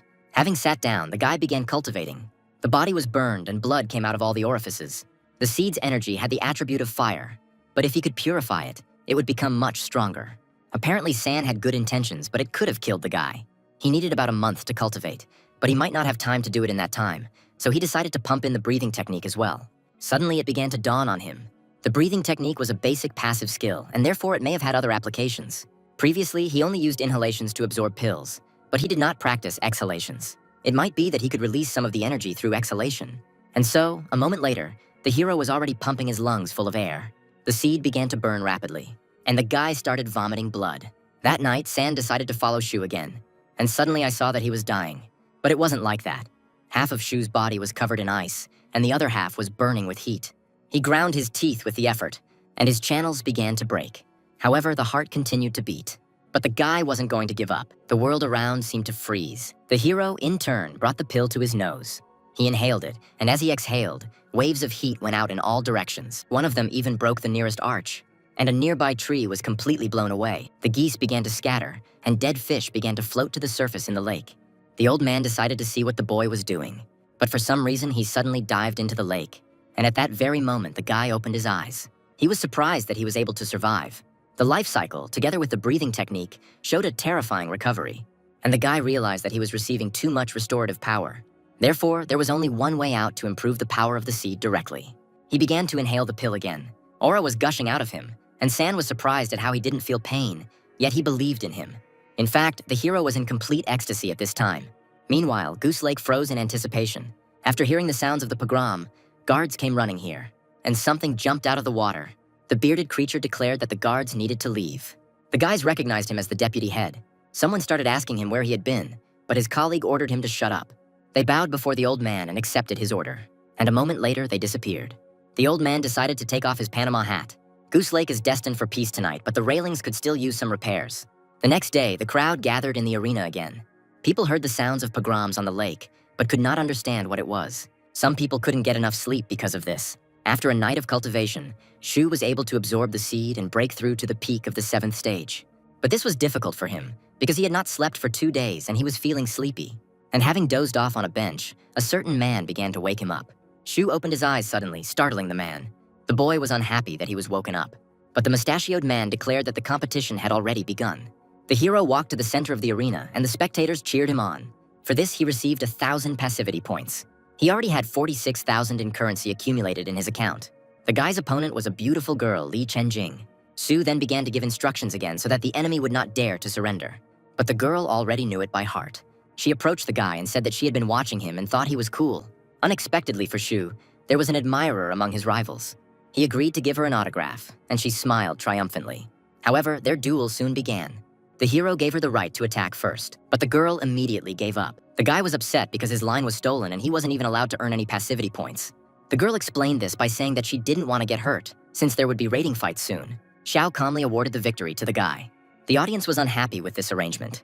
Now the girl brazenly approached Shu, asking him for an autograph. This made the guy feel embarrassed, and the girl then asked him to sign her palm. Suddenly she noticed her friend in the stands. She furiously declared that she would kill Li because she was pestering Shu. But the blonde just grimaced, because her friend was to blame for not training. Zhu meanwhile took out a huge brush. He asked the girl not to give herself up to anyone again, and she responded to his concerns with embarrassment. Now there was a signature on her palm, and she thanked the black-haired man with a red face. The girl started to leave, and Shu called out to her, asking her to take her brush, but she said that she was giving it away. Xiao meanwhile also became embarrassed, and the hero didn't understand anything at all. Meanwhile, Li was walking out of the arena, and her friend was flying towards her, intending to give her a hard time. But the blonde put her hand in front of her, defending herself with Shu's signature. Sometime later, the hero was already sitting in the waiting room. He was already in the quarterfinals, and if he wins today, he will fight for the championship tomorrow. Innate skills in this world were divided into 3 realms: the Garden of Life, Hermitage, and Spiritual Elevation. After the 10th stage of Tempering the Spirit, the master can awaken the power of an innate attribute within himself, which will depend on the person. But Shu didn't have an attribute, so he was stronger than the others. Even if the students try their best, they won't be able to defeat him. Meanwhile, the guy had more than 48,000 passivity points. Right now, the guy had 5 skills, 2 of which remained at level 6. He decided to keep 10,000 points and spend the rest. A moment later, he activated the roulette, and his friends have already noticed him. They quietly watched what would happen to the guy now. The guy's eyes began to take on a crazy hue again. After all, he was unlucky again, and for 10 keys, he did not receive a single skill. The guys suddenly ran out to him, asking if he needed help. It was becoming increasingly difficult for the hero to gain new skills because of this broken system. He told the people that he was fine and they could go, and they were really worried about him. And instead of leaving, they settled back around the corner.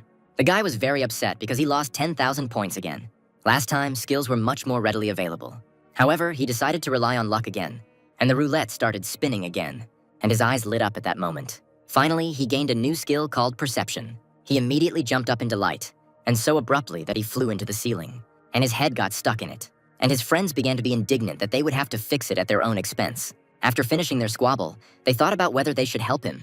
The hero got his head stuck in the ceiling, but still somehow saw the 2 guys below. The radius of its visibility was several meters, and beyond that, the image became blurry. However, the skill was indeed useful.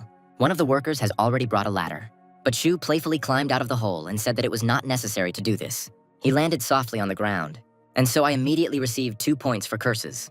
The guy decided to invest 10 points into perception at once. The skill became innate, and the range of perception expanded to 10 meters, and the image became clearer. Now he saw the guys hiding behind the wall, and one of them thought that he really saw them. He had noticed them before, but now he even heard details of their conversation. It was like a video camera, which the hero was clearly happy about. He decided to buy 10 more keys.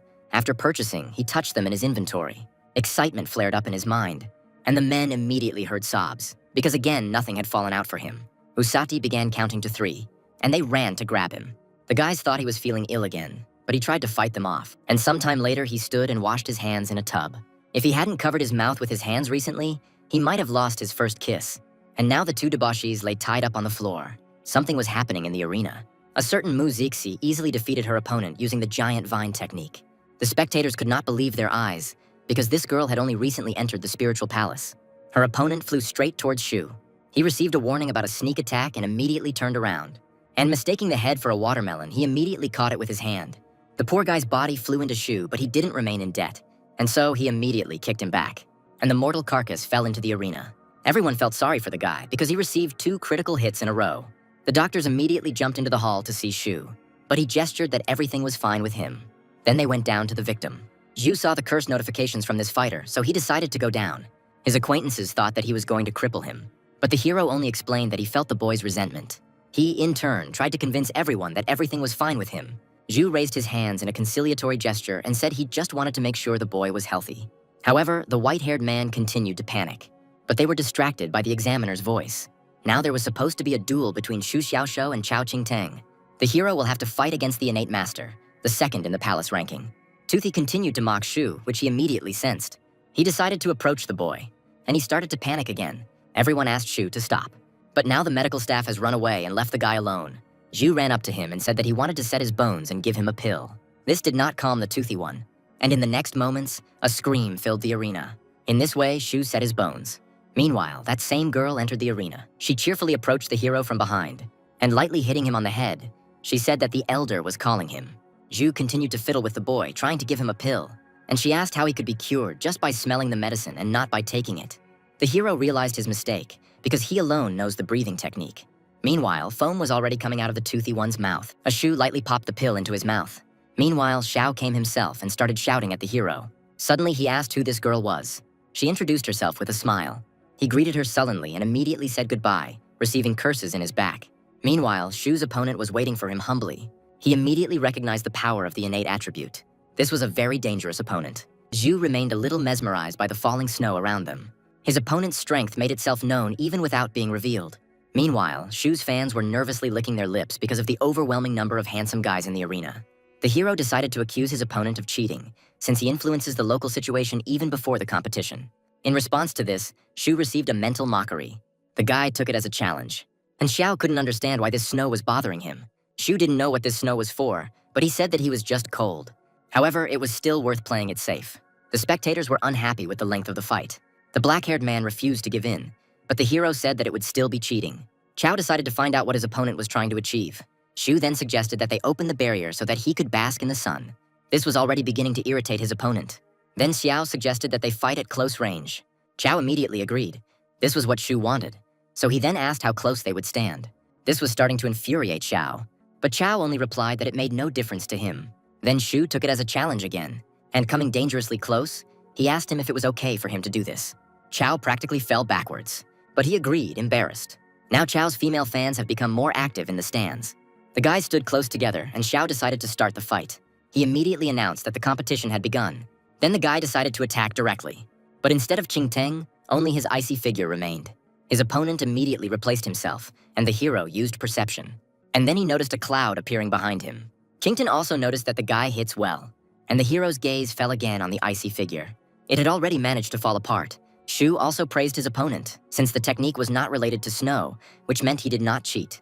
They exchanged concentrated glances, and the hero realized that he could not ignore the snowfall.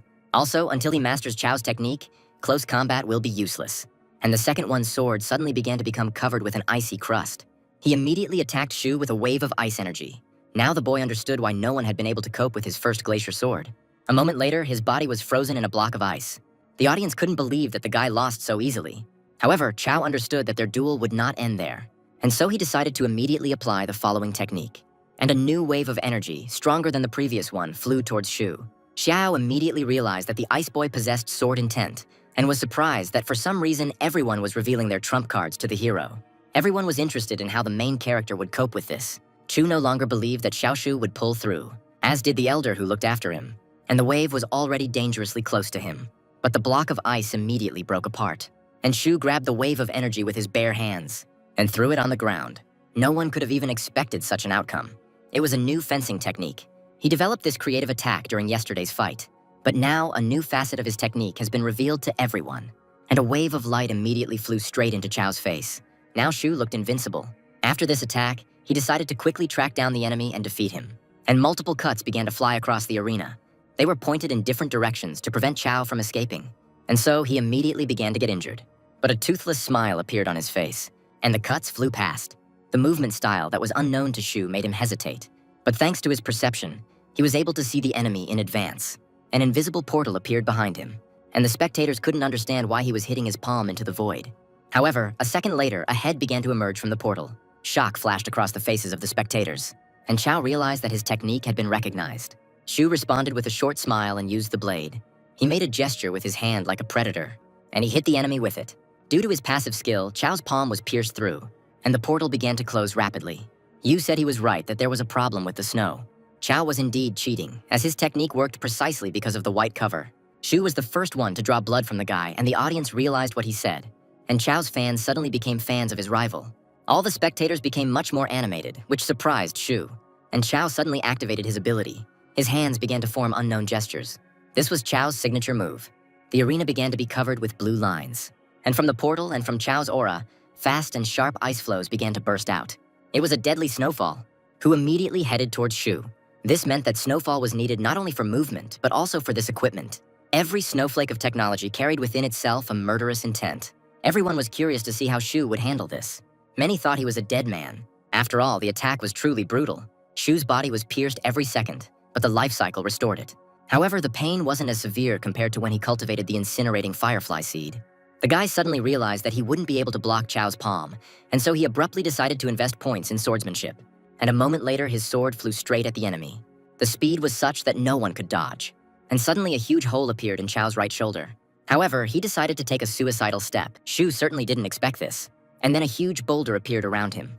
It's unclear how, but without most of his shoulder, Chao was able to perform the seal by clasping his hands, and the ice around Shu began to thicken, to become his prison a few seconds later. Now no one doubted that the guy was finished. Saya realized that it was too late to act, even though he was wary of such deadly tactics, so he was about to stop the competition. However, a star lit up in the sky, and Chao couldn't believe his eyes. It wasn't a star, but Shu's sword, rushing towards him at great speed. It immediately pierced Chao's chest, and a river of blood flowed from his mouth, and the sword immediately spurred him towards the boulder. It was a spiritual sword, which meant that Shu was on the threshold of the sword's innate intent.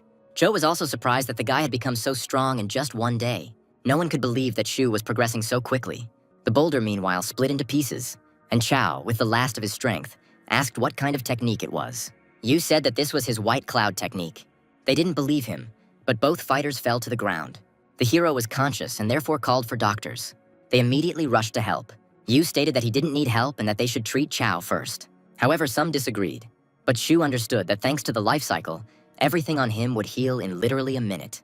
However, the medics were in no hurry to help Chao and stared at the main character. They took him by the limbs, and they realized that there wasn't a scratch on him. No one could believe that he remained unwounded. Then the guy stood up and said that's what he was talking about. So they really had to hurry with Chao. He once again began to ask them to cure the guy. Finally, Chao was able to wake up, and Shu kept trying to convince everyone that he had not been harmed. Chao's ego was shaken by this news, and he immediately passed out. The doctors looked at Shu with extreme disapproval, but he had nothing to say, and he hastened to leave the arena. All the spectators congratulated the guy on his victory, and he waved his hand back at them. Suddenly, he noticed his friends in the stands. He understood Chao's presence, but he didn't understand what Zhou was doing there. Next came the final fight of the quarterfinals, which featured Momo, the #1 ranked fighter. Sue decided to watch her fight. It started quickly and ended quickly. Momo defeated her opponent in a couple of blows, which Shu was unhappy about. After this, the hero decided to leave the arena. At the exit, he came across a fork in the road. The goose lake meant mystery and the unknown to him, while the courtyard was comfort and coziness. So he thought about where he really wanted to go, and the action moved to the courtyard, where Shu began to relax in the bath. After that, he decided to lie down, and pleased with himself, he stared at the ceiling. And when he began to inhale the pill, he felt true pleasure. Thanks to this, he broke through to the 8th stage. After refining the seed, he sealed his power, but now he relaxed and easily broke through to the next stage. However, this was still not enough. Meanwhile, there were about 19,000 points of passivity. Without the seed, he received far fewer points because they now only came from spectators and attacks in the arena. Thoughts haunted the guy, and he thought about everything until the night. As a result, he was unable to sleep at all. And so I decided to take a walk down the street. It was quiet outside, so Shu decided to practice. Swordsmanship was different from other skills, which the hero immediately noticed. As he leveled up, he had epiphanies that made his fencing skills better. Frozen on the platform, he concentrated to the limit. Until now, he was impressed by Chao Qingteng's technique, as he separated his sword in tent and attached it to the snowflakes. So the guy decided to do the same thing, but a little differently. He then attached his sword in tent to the stones nearby, and then he swung his sword sharply. However, nothing happened. and the pebbles fell to the ground with a clatter. He tried to steal other people's equipment, but so far it was unsuccessful. At that moment, he was glad that no one saw it, because he would have been ashamed. Robbing the master turned out to be not so easy. Until now, he had been using fencing, but perhaps the answer was to stop using it. And so he decided to move in time with his heart. He didn't have the best talent, because to develop intent, it needs to be trained with spiritual abilities. But the guy did nothing but use his sword intent in battles. This meant he had to come up with a different strategy for the semifinals. The only way to win was to use hidden bitterness to bypass the sword's intent. Before this, he was able to perform several tricks using the first style of Calm Cloud. But in the battle with Chao, he was only able to display his style at the critical moment, and it was then that he felt that the sword had a life of its own. Somehow, at that moment, he managed to create a spiritual weapon. And if he masters this technique, he will even be able to fly on it, which is the privilege of the strongest. So he decided to try to repeat it. Suddenly, his sword began to shake. This showed Shu's closeness to his blade. Suddenly, the guy threw his sword right in front of him, and later he gestured for him to get up. But the sword only fell with a crash. Unfortunately, he was unable to apply the same technique. But he decided not to give up, and he sent the sword far up. After that, he immediately felt that he could control his blade, and his palm rose in a quick gesture. However, the sword turned towards him and flew towards him, which greatly frightened Shu, because he could become a second Chao Ching Teng. He managed to dodge at the last moment, and landed painfully on the stone tiles, as is his sword. Progress was already evident, and so the guy decided to continue the experiment, and screams began to be heard more and more often over the yard. After some time, the boy realized that the sword only becomes spiritual when it rises and falls. Now he needed to understand what the difference was between them. He took his sword and pointed the tip straight at his face, and then he brought it to his neck, to then take him up. The guy brought the blade to his neck again, and it began to vibrate. And when he pointed it to the side, the vibration stopped. Zhu began to get angry because his own blade wanted his blood. And in anger, he threw it into the ground. For this, he received a curse through the system, and the sword did not move along the intended trajectory at all. This greatly surprised Shu, as his blade was apparently alive. The final tournament began at noon the next day. All the elders have gathered here, and even some of the people who occupied the top 100 of the palace rating. A certain girl was very happy that she was lucky enough to sit between Chao and Zhou. She lost consciousness from happiness. This time, there were many more spectators than usual. Suddenly, one of them noticed Su. She was popular because she had already mastered the innate sword intent at the age of 14, and was also a student of the famous Xiao Qiqiu. No one could have imagined that such an important person would come to sit on the stands. The girl sat down and began to look for Shu, but some viewers were sad because Zhao didn't come with her. People also noticed Zhang Xingxun, one of the 33 people in the courtyard. He was a huge man with a beard and very thick eyebrows. He and the red-haired man looked for Shu because he killed Chun. Melky kept trying to find the hero, but he couldn't do anything. This meant that the guy had apparently not arrived yet, but the bull wasn't worried about that. People thought that he had come for Shu's head because Chun knew someone from the courtyard. Moreover, the hero will most likely end up in the courtyard after the tournament, which means that he cannot avoid his fate. Meanwhile, Shu sat in the judge's chair. He sipped his tea peacefully, not worrying about anything. And that's why it suddenly took off. He jumped into the middle of the arena and soon landed softly, to then announce the start of the tournament semifinals. Something appeared in his hand, and Shu Xiaoshou and Mu Zixi were called to the arena. The semifinals are the battles of natural warriors that everyone has been waiting for. The girl was similar to Su, as she quickly rose to the top immediately after entering, while Shu proved himself to be an unwavering warrior. Meanwhile, Mu confidently moved towards the arena. This did not escape the eyes of the audience, and instead of Shu, some two guys in white came out. The audience began to be indignant because the hero was disappearing somewhere again. However, the two guys didn't understand why they were being yelled at and not at him. Xiao also began to get angry because this was not the first time Shu was late. However, his blade suddenly began to tremble, and people began to look at the sky, where Shu was already hovering on his blade. Some even thought that they were seeing an immortal, but it was just a kid who trained all night. The girls from Shu's fan club screamed joyfully. No one could understand how this was possible if the guy's aura was at the 8th stage. But someone noticed that for some reason the hero had his back turned to everyone, and he continued to float mysteriously in the air. Mu understood what was going on and said that he was flying on the wrong side of the sword. Shu continued to boast, but he himself understood that this was stupid. After all, his sword possessed spiritual perception only when it was directed towards its owner. And so he flew on the wrong side, and the flight took a whole hour. It was really annoying. However, for all his showing off, he received about 4,000 passivity points. However, be that as it may, Xiao was surprised at how quickly Shu was progressing. But surprise immediately gave way to anger, because the hero still had not descended into the arena. Now the guy faced a difficult task of getting down. People believed in him, but some were ready to burst out laughing. Zhu got points for encouragement and felt embarrassed that there were still people cheering him on. Finally, the sword turned downwards, but the guy ran into a barrier. He was very indignant, and a second later he received more than 1,000 points from ridicule. Mu shouted at him that he would not enter without a token, and the guy promised himself to be more careful next time. And so he finally ran to the center of the arena. He also apologized for being late. My husband told him that he was quite a funny guy. The guy got a point for the praise, but he didn't understand where the praise was if her words sounded like mockery. Xiao, meanwhile, raised his hand and asked the participants to get ready. And now they could begin the duel. Shu immediately pounced on the little girl, and she warned him, saying that she would attack now. Her arms crossed over her chest, and from her green aura, seeds immediately began to fly out at breakneck speed. At first, the guy didn't understand how she planned to fight with them, but then I remembered that she had an innate wood attribute. Mu noticed the panic in Shu's eyes and immediately commanded the seeds to sprout. Huge stems appeared out of nowhere and immediately threw the guy out. And the last stem hit Shu hard in the stomach. The boy's body immediately shot into the sky. What was unusual for him was that all the participants were engaged in fierce battles, and this one was using seeds. Shu decided to summon the sword to take him away from here. But the stem suddenly grabbed the hero. He realized too late that close combat was a mistake. Meanwhile, Mu began to grow a whole garden. Half of the arena was covered with thick stems. In this hell, only Shu's legs were visible. The audience, however, considered it too cruel. And the girl laughed and squeezed the stems in the place where the guy was. And now there was only a huge cocoon of stems around him. People couldn't understand what the girl was going to do. And the girl, smiling, shouted something about an explosion. And surprisingly, the stems actually exploded. Instead of a cocoon, a huge funnel appeared. Even Xiao couldn't believe it. He became serious in an instant, and the spectators' eyes widened. Shu, meanwhile, did not show up. New plants were already rushing to grow directly from the stone. No one could have imagined that the guy could survive after this. However, Mu, thanks to the secret parasitic seed, sensed that Shu was still alive. But she was already preparing a new reception for him. And in the haze, the silhouette of a guy began to appear. People were surprised by Shu's resilience. Meanwhile, he became increasingly surprised by the power of his innate attributes. And between the opponents, there was a viscous silence, interrupted only by the sound of stones breaking from the growth of stems. Spectators were outraged that Shu did not try to force her into close combat. The girl, meanwhile, used the following skill. It was called a tree barrier, and the long stems of the plants immediately rushed towards the guy. Some impressionable people in the stands already covered their hands, preparing for Shu's death. But suddenly the others noticed that the hero had taken out his scabbard. He dodged the attack, jumping nimbly along the stems, and then he stood in place, trying to concentrate. He closed his eyes with the effort, and the stones around him began to vibrate. And then they started doing the same with scabbards.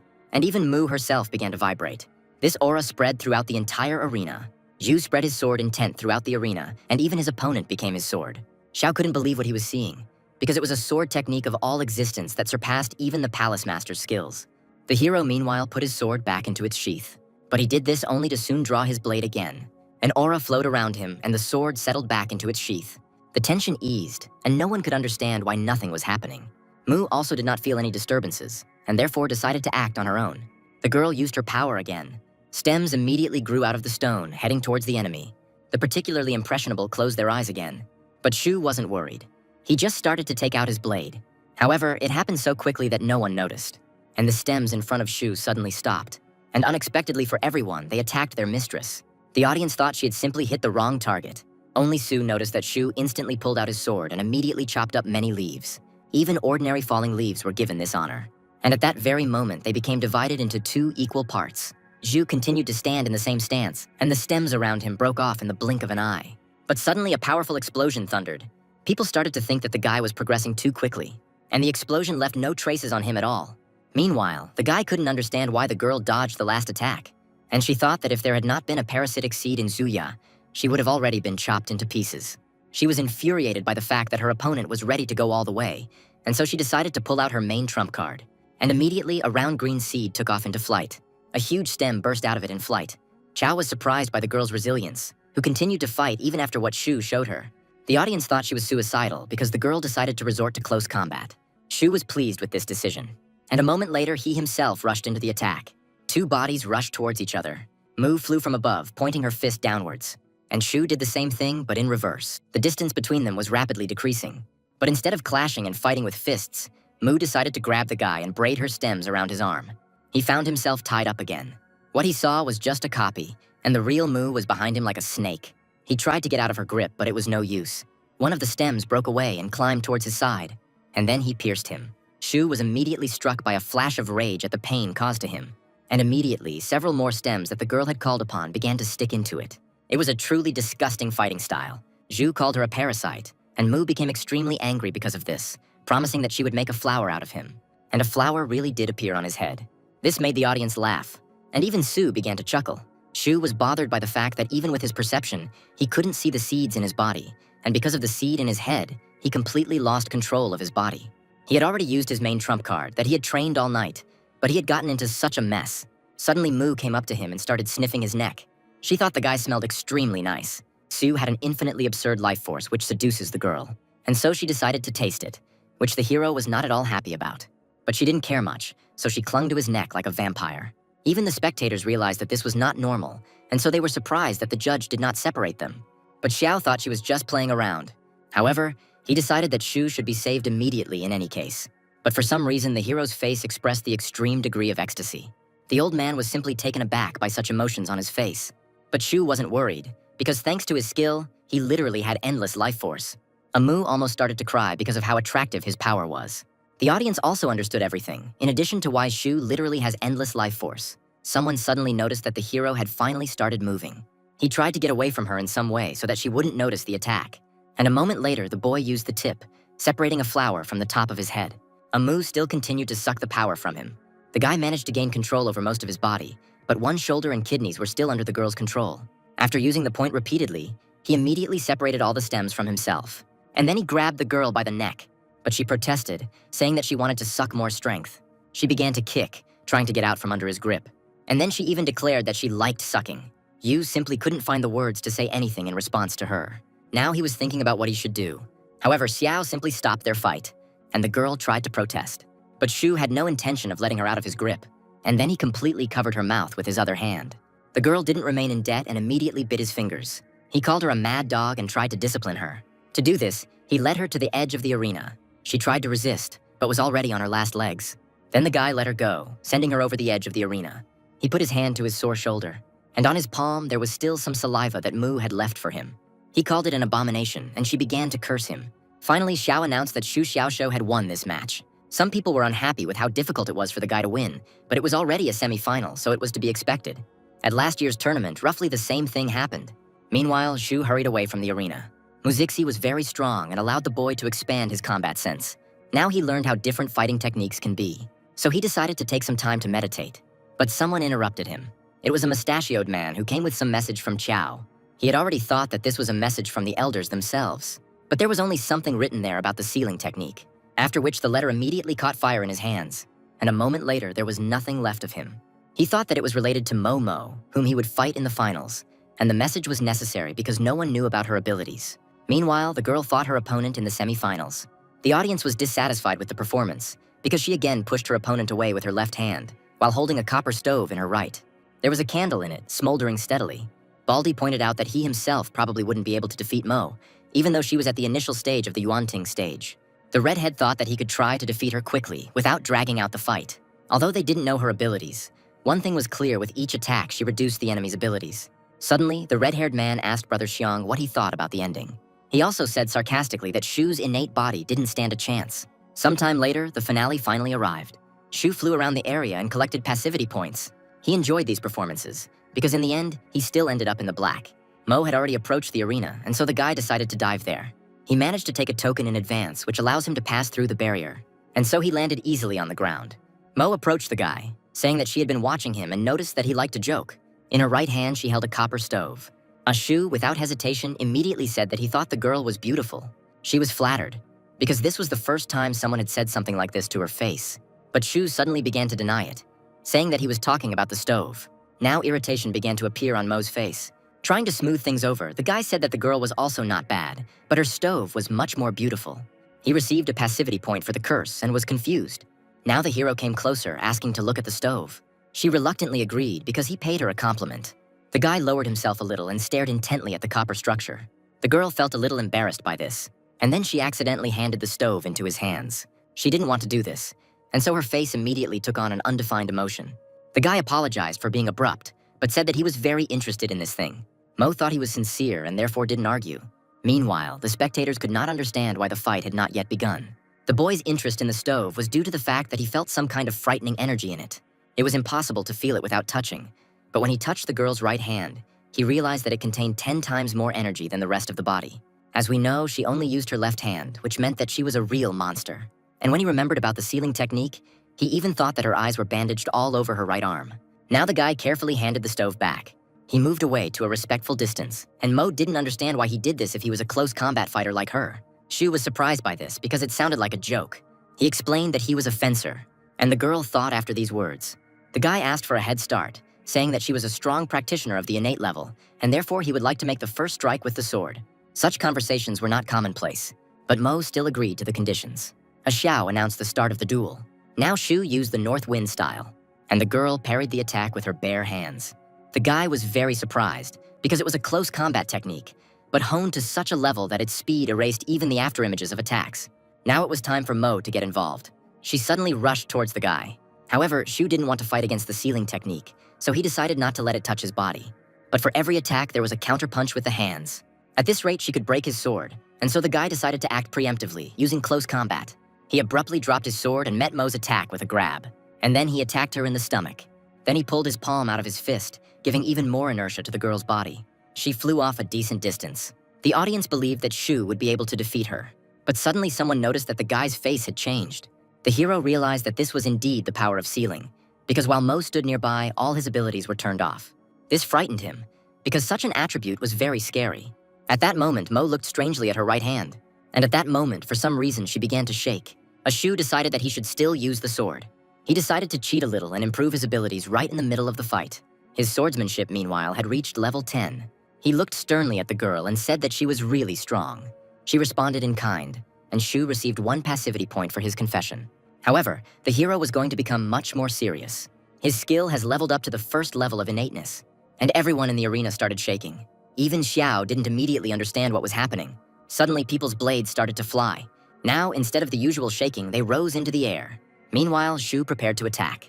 This oppressive aura was building up around the barrier, but later it finally dissipated, and the swords returned to their owners. Xiao realized that this was indeed the sword's innate intent. The guy's aura changed, and his gaze expressed extreme concentration. Mo looked a little battered. Many spectators couldn't believe their eyes, as this skill was only awakened in people once every 100 years, and only recently had Su Qiangqian mastered it. The guy stood there and laughed a little. He didn't expect the intent to break through the barrier, but it did, giving him a lot of passivity points. The girl thought that the break had already dragged on too long, and the guy was quite surprised, realizing that she had been waiting for him on purpose until he came to his senses. Now he was ready to fight. His gaze focused on the girl, and his hand tightly gripped the hilt of the sword. He sharply moved his hand towards the girl, and a wave of cutting followed in that direction. However, Mo simply raised her hands, blocking the attack. This sealing technique was a real scam. Then the guy used a different fencing style, and now a multitude of cutting waves flew at the girl. The spectators kept guessing how the fight would end, because Shu didn't give her time to come to her senses. Just in case, he decided to strike again. However, something went wrong. At that very moment, his spiritual strength was exhausted, and he went into hand-to-hand combat while Mo reflected the consequences of his attacks. The waves hit her hands in succession, and she tried to defend herself. The force of inertia pushed her back more and more. But then the girl suddenly inhaled a lot of air into her lungs. She used some breathing technique, and her eyes filled with power. And the girl immediately crushed all of Shu's previous attacks. He clearly didn't expect this, and so he had to run back. However, Mo looked shabby. The hero thought that sealing the technique took a lot of her strength, and so he decided to attack. The spectators laughed a little at Shu's fighting style, but then thought that they themselves would have fled the arena if they saw their innate sword intent fade away. Su made a dash towards the girl, but at the last moment he realized that now was the worst moment to attack, because the girl had already managed to get ready. His hand almost reached the girl, but she immediately raised her palms in front of herself and applied the seal of tempering heaven and earth. However, the guy had no doubt that she would miss the moment, and at that moment a chain flew out of a crack in space. She immediately entangled Shu's hand, like all the other chains that bound him in all parts of his body. Shu couldn't understand what kind of technique this was and why it was so strong. Even Xiao had never encountered such a spiritual ability, since it wasn't from their pavilion. People started to wonder who this Mo was. The ability was at the level of a great master, which was very rare even in the inner courtyard. Shu immediately tried to use the tip, but nothing came of it, and he became depressed. Now all he could do was watch as he was attacked. He became scared, and then he felt the urge to go to the toilet. Now Mo has applied some kind of fusion, and lava began to flow from the cracks in space. The chains began to heat up quickly, threatening the boy's limbs. It looked extremely abnormal. Shu nervously shouted that Mo wasn't giving him a chance. However, she had no intention of stopping, and Shu's hand immediately began to melt. Lava flowed through his limbs and melted through his shoulders. However, the guy had already experienced something similar when absorbing the semen of the incinerating fireflies. But now the pain was much weaker. That's why he immediately told the girl about it. Xiao looked at him as if he was crazy. People realized that Shu was not just lucky, because not everyone could endure such pain from melting. Meanwhile, Su sat with her eyes closed, and everyone else stared at Shu with interest. Meanwhile, the hero was still hanging in chains. Xiao was wondering if the guy could hold out or if he should finish the fight. At that moment, Mo exhaled heavily, but the hero still felt a burning pain. He could have died if this had continued, so the guy decided that he should start heating up the magma inside his body. Shu knew it would hurt, but there was nothing he could do. Throwing up her pendant with her chest, a pill flew out. He immediately threw it into his mouth, and then he began to apply the breathing skill. And it really started to work. The audience thought this move was too cruel, but they continued to believe in Shu. However, Mo was convinced that the chains had not worked, which meant that she would have to use her trump card. She grabbed her right shoulder with her left hand, and she began to concentrate for the last dose. Zhu tried to stop her, but she wasn't going to follow his lead because she needed to finish the fight. She held both hands out in front of her in a certain gesture, and Shu frantically tried to think of how to free himself from this cage. Suddenly, the chains began to shake violently. As Shu concentrated, the spectators' swords began to rise again. Sayo recognized this as the same sword technique that the hero had used in the previous battle. He managed to get to know the special key of his sword, and the sword key that Momo had absorbed had not yet been purified. His blade had an aura that made it unable to rise against the wind and waves. However, he could still use the reverse sword style, and his blade immediately rushed towards him. However, before the collision, he severed the connection. The audience couldn't understand what he was going to do, but suddenly they noticed that something was wrong with Mo's body. She was extremely angry at what Shu started doing to her stomach. However, the guy immediately used this technique again. His blade began to rise, but he immediately cut off the connection, and the energy that absorbed Mo began to traumatize her. This embarrassed her greatly. However, Shu had no plans to stop, and the sword still rose. And later he fell. Mo's belly continued to swell, trying to pull himself closer to Shu. People have already started to think that this is too much, but the hero didn't even think of stopping. And the girl felt spasms all this time. She screamed loudly at the guy, but he began to use and cancel the technique even more often, and his sword never stopped moving. Then the girl could no longer hold on and moaned loudly. This embarrassed her so much that her whole face turned red, and he started to smile but still continued, and the sword began to descend and fall again. Their fight turned into something depraved. The spectators simply could not believe what was happening in the tournament final. Xiao also saw something like this for the first time. Shu began to burst into laughter, with blood pouring out of his mouth. Laughter also erupted from the stands. Someone had a disgusting laugh, and everyone started looking at this person sideways. But it was Elder Chow, so no one could say a word to him. The old man continued to laugh at Shu. The guy finally believed that he had a way out of this situation, and Mo was extremely angry with him. She continued to prepare for her final trump card. Yu sensed danger and tried to use the reverse sword technique, but the girl resisted the impulses. However, this time the guy did not abandon the technique, and the blade flew straight at him. He hit the ring with the tip, and later he disappeared altogether, ending up in subspace. Now, having gotten rid of the blade, he could use the technique at full power. And then the sword's full innate intent was put into action. Mo couldn't seal the blade's key inside herself, so blood immediately started coming out of her mouth. The girl's body immediately rose into the air. Xiao realized that Shu had developed to the point where he could use his power to control other people's bodies. Now the girl was also tied in the air. She became crucified by his technique. Finally, the girl felt Shu's pain, and then she started asking to let her go. The two rivals were hanging in the air, and Shu said that she started it first, and therefore he was not going to let her go. However, she did not admit her mistake. That's why the hero had no intention of letting her go. The spectators burst into laughter again as both warriors were tied up and bleeding. Mo didn't have a natural body and was only able to survive thanks to the surge of life force from her right hand, and the essence within her began to tire. Therefore, the girl still agreed with the guy, letting him go first. And he was instantly glad that the life cycle had managed to restore most of his body. Now it was Shu's turn. But he said that he could not free her because he had lost control of the kui of his sword. Mo got angry again, and her hand immediately dropped. Because of which, an unknown force descended along the chains and passed onto Shu's hand. Suddenly, the ring on his chest rose, and a sword flew out of it. The blade was drawn to the guy, and he pushed it with his forehead, filled with energy, and the sword immediately flew forward. It was similar to the move he used to defeat Chao. Mo tried to play her last trump card, but she didn't have time, because the sealing technique limited her, and Shu had already almost caught up with the girl. And the sword really did return to him. Zhu began to pour the last bits of spiritual energy into it to give the blade even more acceleration. And then he darted like an arrow into the girl's back. The blade easily pierced Mo, getting stuck inside her, and then her body collided with Shu's body. Now they were sealed together. The audience thought it was cruel because he got there on his own. He was in extreme pain. It was clear from the girl that she, too, was going through some rather difficult feelings. And because of this, her chain technique became unusable. Then the guy held the girl so that she wouldn't fall on the sword, and together they fell to the ground. The sword was immediately put away, and Shu took out a pill from his spatial pocket. He decided to save the girl as quickly as possible, and he threw the pill into her mouth. A xiao announced the end of the match and Shu's victory.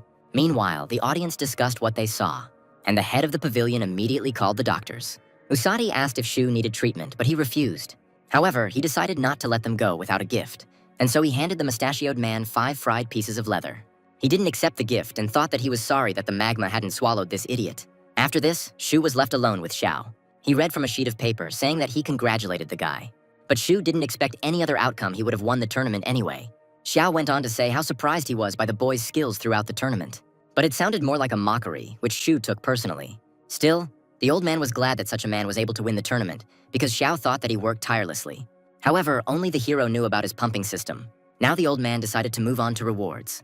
And in the blink of an eye, several pedestals appeared in front of them, and all of Shu's last opponents began to climb into the arena. He greeted them, and Xiao congratulated the guy on his victory. From the little one, he received only a curse, and Mo ignored him completely. Shu felt quite hurt because he saved the girl when she could have fallen on her sword. Now the moment for the award ceremony has arrived. Yu received the second spatial ring. A xiao explained that the top 10 would be able to enter the spiritual treasure pavilion to select an ability, and the top 3 would be rewarded with an innate pill. The spectators were surprised that they would be allowed to enter the spiritual treasures pavilion. The Linkang Pavilion is one of the most important pavilions in the Palace of Heavenly Silk, as it houses countless spiritual techniques. And the 8th rank innate Dan pill increases the chance of breaking through to the innate stage by 30%. But this year, the top 3 winners turned out to be special, and only Shu will be able to use this pill. The strength of the participants this year was too high, and this pill no longer seemed so attractive. However, Shu was pleased. He couldn't get into the palace for 3 years, so he didn't have any strong skills. But he was pleased with himself that even under such conditions he had achieved victory. Now Xiao moved on to the main thing, to the quotas for the inner courtyard. For many years, no one was allowed in there except Su Qianqian. The first to pass the quota was Zhou Tiankan. He was even taken aback for a second because he didn't expect to be taken there. Everyone thought that the demands had been lowered, since Zhou had already been beaten by Shu. The second to qualify was Chao Qingteng. There were already 2 people, which greatly surprised the audience. Muzixi and Momo passed through the 3rd and 4th quotas.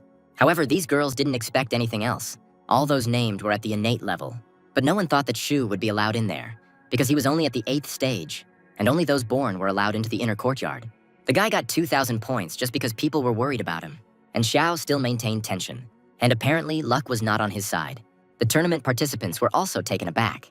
Everyone was unhappy, because Shu had shown unprecedented skills and, moreover, was the champion. Zhou then decided to give up his position. Xiao was irritated, and an awkward silence hung between them. Shu tried to keep a straight face, but the old man saw bitterness in his eyes. Then Xiao sighed heavily. A Shu covered his nose with his hand to avoid getting infected by the dirty old man. The grandfather understood everything correctly and managed to get a little angry because he had just begun to feel sympathy for the guy. He put his hand on Shu's shoulder and said that he could stay in the outer courtyard for a year and try to break through to the innate. This was a good option, since the hero should have already been kicked out of the palace, but they decided to leave him, and this meant that someone put in a good word for him.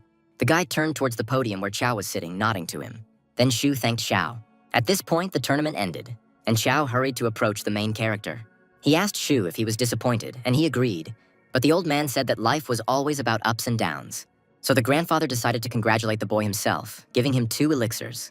The next day came, it was sunny and calm. Hugh managed to get a good night's sleep, but someone was already knocking on his door. The guy hurried to open it and asked with a displeased face who was there. It was the messenger who said that Elder Xiao was waiting for Shu. The Linkang Pavilion is located in the inner courtyard, which has much more spiritual energy. Xiao explained once again that each of the arrivals could choose 1 innate technique, and they were forbidden to make noise here. If you anger the scroll keepers, they will turn your bones into ashes with fire. Shu asked guiltily why Xiao was looking at him when he said this, but the old man said that he was not hiding the fact that he was saying this to the guy. The people around Shu laughed good-naturedly, and the hero felt uncomfortable.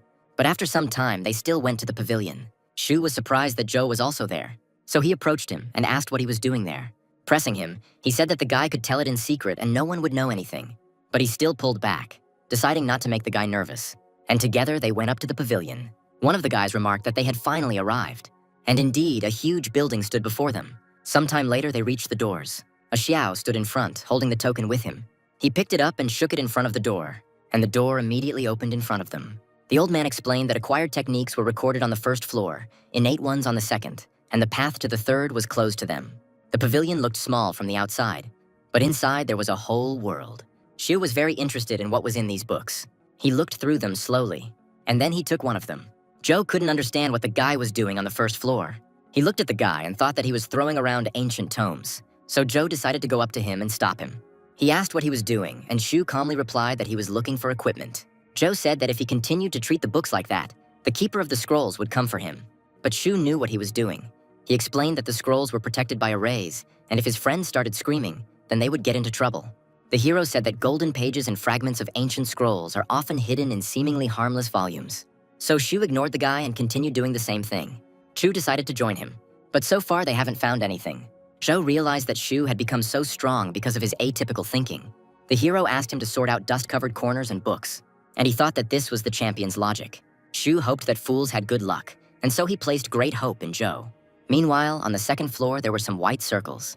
Mei woke up first. The rest of the people sat in these circles and meditated, and the girl decided to go down. It was still quiet on the first floor. Meanwhile, Joe was shaking out the books. She turned to him, menacingly asking what he was doing. He panicked, thinking that the keeper of the scrolls had come to him. The girl asked him again what he was doing. The guy explained that he was trying to find equipment, but she didn't believe him, not understanding why he was rummaging around in the dust. Zhao responded that Shu was doing the same thing, but in fact, he was standing and peacefully reading a book. The pose was quite expressive, which made Mu feel embarrassed. But suddenly she remembered that Shu had called her disgusting, and her mood plummeted. However, the girl didn't show it. The hero found many different fragments of techniques, but they all had specific properties that did not suit him. Only the 10 pointing swords were unranked, but when perfected, it could cut through the heavenly river with one touch. Mu decided to look for equipment in the same way, but she didn't succeed, so she started yelling at Joe. He explained that if she wanted to succeed, she had to try her best. The girl started laughing because the guy was covered in dust. Suddenly, he called her to him. She thought he had found something. It was some kind of ancient scroll. At first glance, he was perfect for Joe, but not for the girl. The guy immediately winced, and she thought he had had an epiphany. Mu realized that Shu was right about the treasures on the first floor. Someone agreed with her, standing behind her, but she didn't understand who it was. This really scared the girl, and in front of her, she saw San's face. The unexpected closeness left her stunned, and she fainted. The old man just grinned at this reaction, and he picked up the book that the girl was holding. A look of surprise immediately flashed in his eyes. He noticed that the girl had a very powerful life force, and later he realized that she could also absorb life force and strengthen her nature. He felt sorry, because if she had appeared before him earlier, he would have chosen her. Ju showed San what he had found, and he was again surprised by the find. The old man became curious about how many insights he had achieved, and he said that there were too many of them, and Shu was right in his assumption. The old man looked at him with a wide smile. Joe was also afraid of such closeness, and he also fainted. San started kicking him somewhere to the side. Now all he had to do was find Shu. He was shaking the books with all his might. But suddenly I noticed someone else's gaze on me. However, he still felt someone, and his friends had disappeared somewhere. He realized that the keeper of the scrolls had come for them. The boy said he felt like shaking the books to shake the dust off them. He then reached for another piece of equipment. But then he simply said that he hadn't found anything and that he should go to the second floor. San realized that he had been exposed, and Shu wrote off his voice as hallucinations. But the old man immediately shouted at him, saying, "Stop pretending." Finally, the guy turned around and feigned surprise. He began to justify himself, saying that he had not harmed the books. But San stopped him, saying that he would not harm Shu and that he had originally come for him. He became interested in what technique the guy had chosen, and he began to take a book out of his cassock. The old man said that it was difficult to even call it a fragment, and the guy would hardly be able to master one of the 10 stages. Later, he took out another scroll. He put the scrap away and now handed the guy another technique. The old man said that he prepared it especially for the guy. It was the technique of heavenly flame of illuminated coals. Shu immediately guessed that this was related to the seed he had previously consumed, so he decided to say that he wouldn't be able to master it. But San said that he doesn't need talent, because the main thing in this technique is to have a dense body. Shu didn't want to suffer again, and San felt him and said that one of the pills had already been melted down quite well and the progress was already halfway. So the old man gave him a pill and said that the guy should register this technique and work hard on it. He reluctantly agreed, but then he decided to say that he didn't want to do it. San smiled sharply, and with a jerk of his hand, he threw the pill forward. She immediately flew into Shu's mouth. He looked sadly at the old man, and he said that if he didn't want to eat it now, he could eat another one for now and leave the first one for later. The guy thought to himself that he didn't want to take any of them. His body immediately began to warm up. Points immediately began to accumulate for receiving damage. At the end, Shu was left with 11 elixirs. He didn't like the fact that strangers were writing his destiny for him. He didn't get into the inner courtyard for the championship, and they didn't even let him choose the equipment. Meanwhile, something was happening in the courtyard of one of the spiritual sites. The kettle stood on a stone that was emitting tongues of flame, and later they poured water from the kettle into 2 small glasses. A girl approached Zhang and offered him a certain drink. He remained silent, and the girl continued to stand in front of him. After this, the bald man said that she should get dressed because her clothes had fallen off, but she explained that she was just running around like that. Then he silently accepted the drink, and then he poured it into his mouth, and then he started staring at the empty glass. The girl moved closer, pouring him water and saying that more news had come from home. It was probably something about Wen, who was recently killed. He was Zhang's subordinate, so the responsibility fell on him. But the bald man still asked how the Wen family's case related to him. Even though he was his cousin, Zhang did not consider him to be of any importance. The girl offered to kill Shu herself. It would be strange if one of the inner court went and killed the tournament champion, but she wanted to do it quietly. Although the girl thought it was just an outer court, Zhang explained that the elders of the law department could not be deceived so easily, and she would have to bear responsibility for her actions. She thought the bald man was worried about her, but he said he just didn't want to ruin his own path for this guy. Some Tianshan County won't be able to hold him, but in 6 months he will be able to get to the capital Dongtian, where he will have room to roam. The girl really liked Zhang for his masculinity, but he didn't notice her at all. Then the bald man warned her that she needed to keep an eye on Shu Xiaoshu, but she needed to act very carefully so that he wouldn't notice anything. She accepted his order and then asked if he would like a drink. He refused, and when asked where he was going, he rudely replied that it was none of her business. The girl started to get angry because he would probably go to that same little Zhao Yin. This angered the man, causing him to frown and order her to repeat it again. The girl also began to get very angry. She said that he had already tried many times to enter her spiritual station, but he had never succeeded, and therefore there was no point in trying again. The bald man pinned the girl to the chair, threateningly telling her that she shouldn't interfere in these things because she was just a servant of the Zhang family.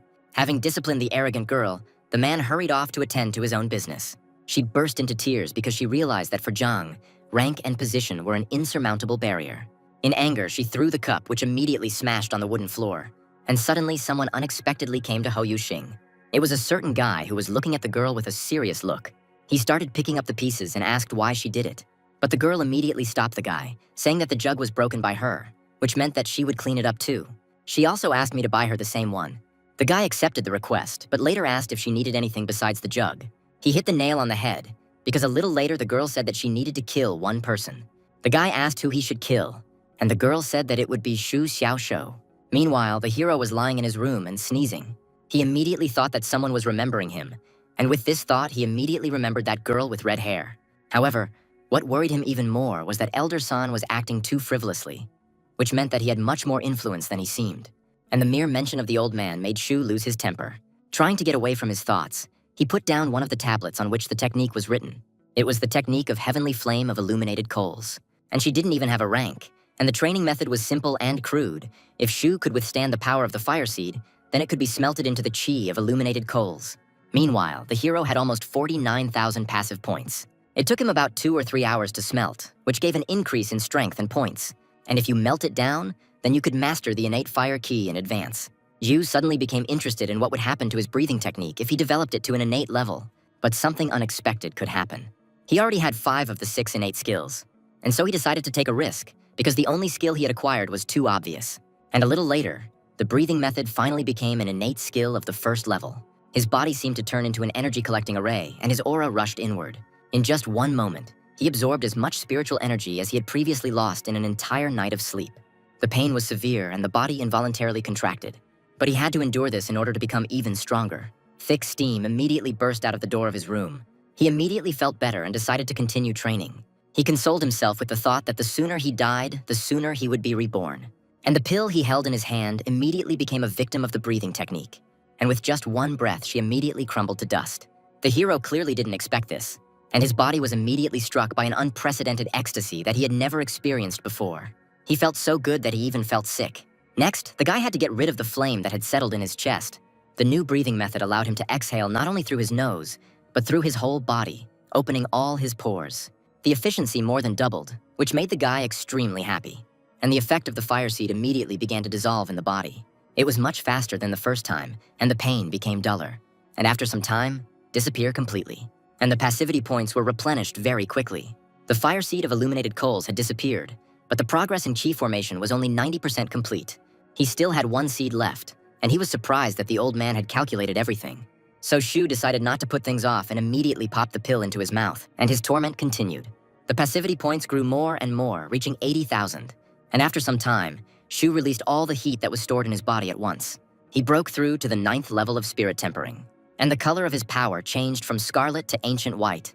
This was the distinctive feature of the illuminated cold chi technique. What made the guy realize that he had succeeded? His fist was a couple of centimeters from the floor, and an aura emanated from the limb. She began to melt and dissolve the boards. This impressed the guy greatly because the power was truly terrifying. And a little later, only a hole remained in that place.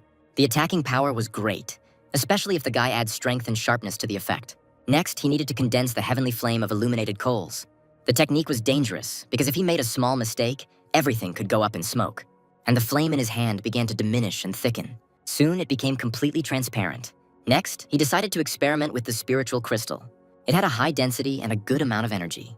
But upon contact with the equipment, the stone began to simply disappear into thin air. Having burned out instantly, it left nothing behind. Then the guy decided to slightly modify the technique. Using invisible flames, it was possible to ignite the air in an instant and then burn everything within the controlled area. Shu couldn't understand why these techniques came so easily to him, since even geniuses needed 2 months.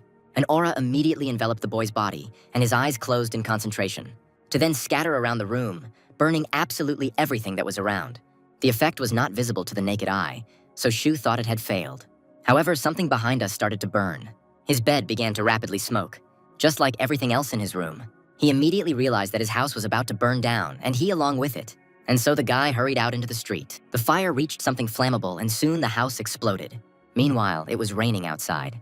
He immediately put out the fire in the house, but it had already fallen apart. His poor little house was destroyed again, and Shu started crying. And what was left of the house soon burned out, because the flames released were invisible and could not be extinguished with ordinary rain. Then Shu moved to the guest room. He decided that it was better to experiment and practice dubious things in the yard. Or better yet, right next to the goose lake, since last time he trained next to it, and the destroyed jade railings were repaired in one day. And until he gets caught, this could become a free training ground for him. The weather was in no hurry to improve, and the rain, driven by the clouds, continued to beat on the roof tiles. Meanwhile, Shu was thinking about his cunning plans, making a sarcastic expression on his face. He already had over 80,000 passive points. Once he carefully exchanged only a few passive keys, but now he has grown to 50 consecutive pulls. Before the roulette, he wished himself luck, and all his thoughts became focused on getting what he wanted. His entire inventory was filled with keys, which he immediately activated. The first 10 attempts were unsuccessful. This began to make the guy nervous, but he still had some attempts left. It was too early for him to get angry, and so he blessed himself with luck again. However, 10 more attempts were also unsuccessful, giving him 4 keys in return, but no skills. Shu immediately began to offer prayers to the gods, because absolutely everything now depended on luck. Finally, he got a new skill. Shu couldn't believe his eyes as he read the text after using the keys. He now has a new basic passive skill called Full of Energy. The guy was so happy about this that he accidentally smashed the table in front of him to pieces. The name was promising. It was associated with energy. Because of this, the hero decided to look inside himself and later noticed some deviations. The speed of his spiritual power recovery in the Sea of Ki had increased significantly, meaning that his endurance in battle would now be limitless. During the fight with Momo, in the middle of the fight, he almost won, but his third strike never came out because the spiritual power in his body was simply not enough. However, now he had the help of breath, vitality, and a new skill that made him invincible. And after using 20 more keys, he received another skill called Echo. Shu immediately realized that in a pumped-up form, he would also be extremely useful. It was already clear from the name that its function was related to the recoil of the blow. In games, it's not scary if the enemy collects armor, because it was scary when armor reflected damage. But now Shu had both the power and that very effect. The hero hit one fist with the other, but the effect was not quite what he had originally expected. Echo and damage reflection were different things. In his case, it was more like knockback from hits. However, this was also useful, because he could use this skill during an enemy attack to push the opponent away and counterattack. Overall, 2 skills with 50 keys was just what Shu expected, and so a smile appeared on his face. But when he looked at his inventory, he noticed that he had 10 more keys. He immediately realized that in some cases he had been given an extra key, which now gave him 10 more tries. Before the opening, he decided to go to a place he considered lucky, and the moment of truth has finally arrived. But luck was not on his side, and he only got 1 key. This made the guy angry, and he started complaining about life again. However, now he had 31,000 points, 20,000 of which he decided to save for skills. Shu thought that his posture could also influence his luck, so he immediately lay down on the floor. The guy prayed to God again and pressed the keys, but he was unlucky again. This threw him off balance, causing him to cough up blood. He was extremely upset that after 10 attempts, he hadn't even managed to get the key. However, he still had 1,000 to spare, and he thought that perhaps a miracle would happen. But the miracle, as expected, did not happen because he had already received too much. The subconscious hope immediately suffered a complete collapse, and after some time, small craters from the guy's righteous anger appeared on the field where he lay. Shu now had a little more than 20,000 points, which he immediately spent on new skills, increasing them to the first innate level. Now he had 8 passive techniques of the innate level, which was good news. The rain continued to fall, creating a not very cheerful atmosphere. However, Shu was happy with life, because now he had become much stronger, and now only a shower and sleep awaited him. But meanwhile, something unusual was happening on Goose Lake. Someone's feet were running across the water, only lightly touching it, creating small waves.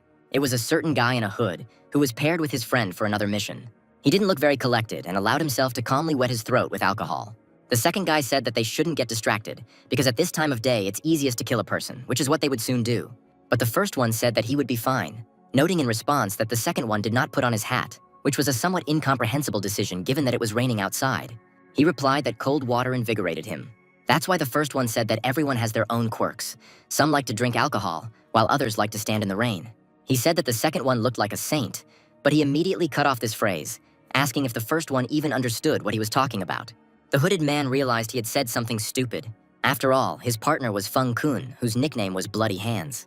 Luckily, the first one came to his senses in time to avoid being even more rude. After some time, they finally reached their destination. The first one tried to say something, but Feng shut him up. They needed to act quietly, so the first one decided that he wanted to go ahead. For such a task, there was no need to resort to strong techniques, since it was enough to hit the victim with one precise blow.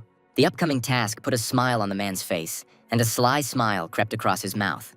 An aura flowed through his body, and 2 sharp daggers peeked out from under his cloak, and he went straight to the house. The man decided to act head-on by knocking on the door. Meanwhile, Shu was sleeping peacefully in his bed. This made the hero extremely angry, because someone was preventing him from sleeping again. However, he still got up and quickly went to the door to see who had come to see him. He leaned against the door handle and began to open it. But suddenly a bright thought came into his head, because it was unlikely that anyone would just come looking for him at this time. And so the hero decided to use his perception skill. He noticed that there was a man in a black cloak standing behind the doors, and behind him there was another man. The strange thing was that no one usually goes for a walk in such weather, which meant that something was clearly not right here. The man in the hood thought that no one was home, and so he abruptly brought the dagger behind his back, intending to break the passage. But Feng managed to grab his hand. He shouted out loud that it was Xiao Qiji and ordered the door to be opened. The voice was reproduced with incredible accuracy, and Shu immediately realized that assassins had been sent after him. 2 people had innate strength, and clearly not of an ordinary level, but their aura was suppressed by something, revealing them to be professional killers.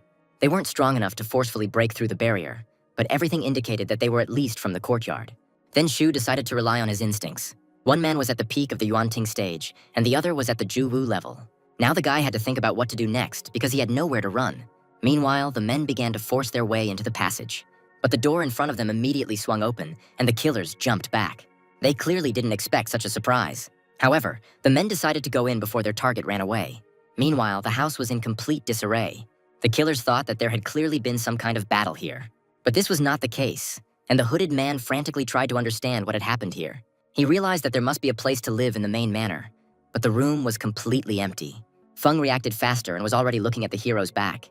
Yu stood on a rock in the middle of the Goose Lake and looked into the distance, turning his back.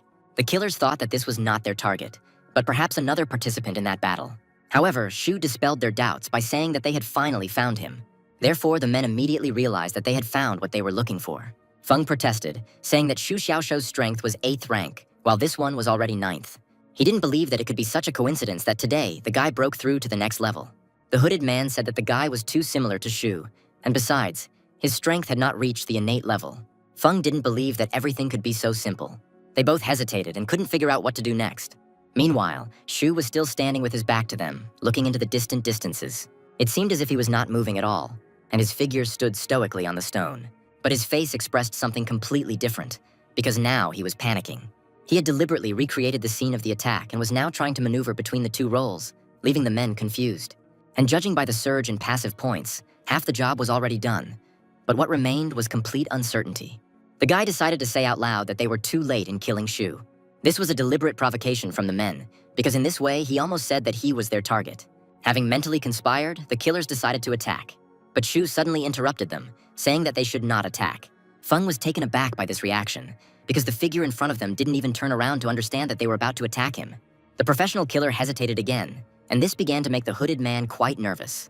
Yu said in a serious voice that he was giving them a chance to escape. The trick worked, and now the second killer hesitated, not knowing what to do next. This was expected, because even the self-confident Kun was scared to the point of trembling at that moment and wanted to run. Xiao was also scared, and so they were getting closer and closer to the decision to get out of here. Without turning around again, Shu used the illuminated coals flame technique.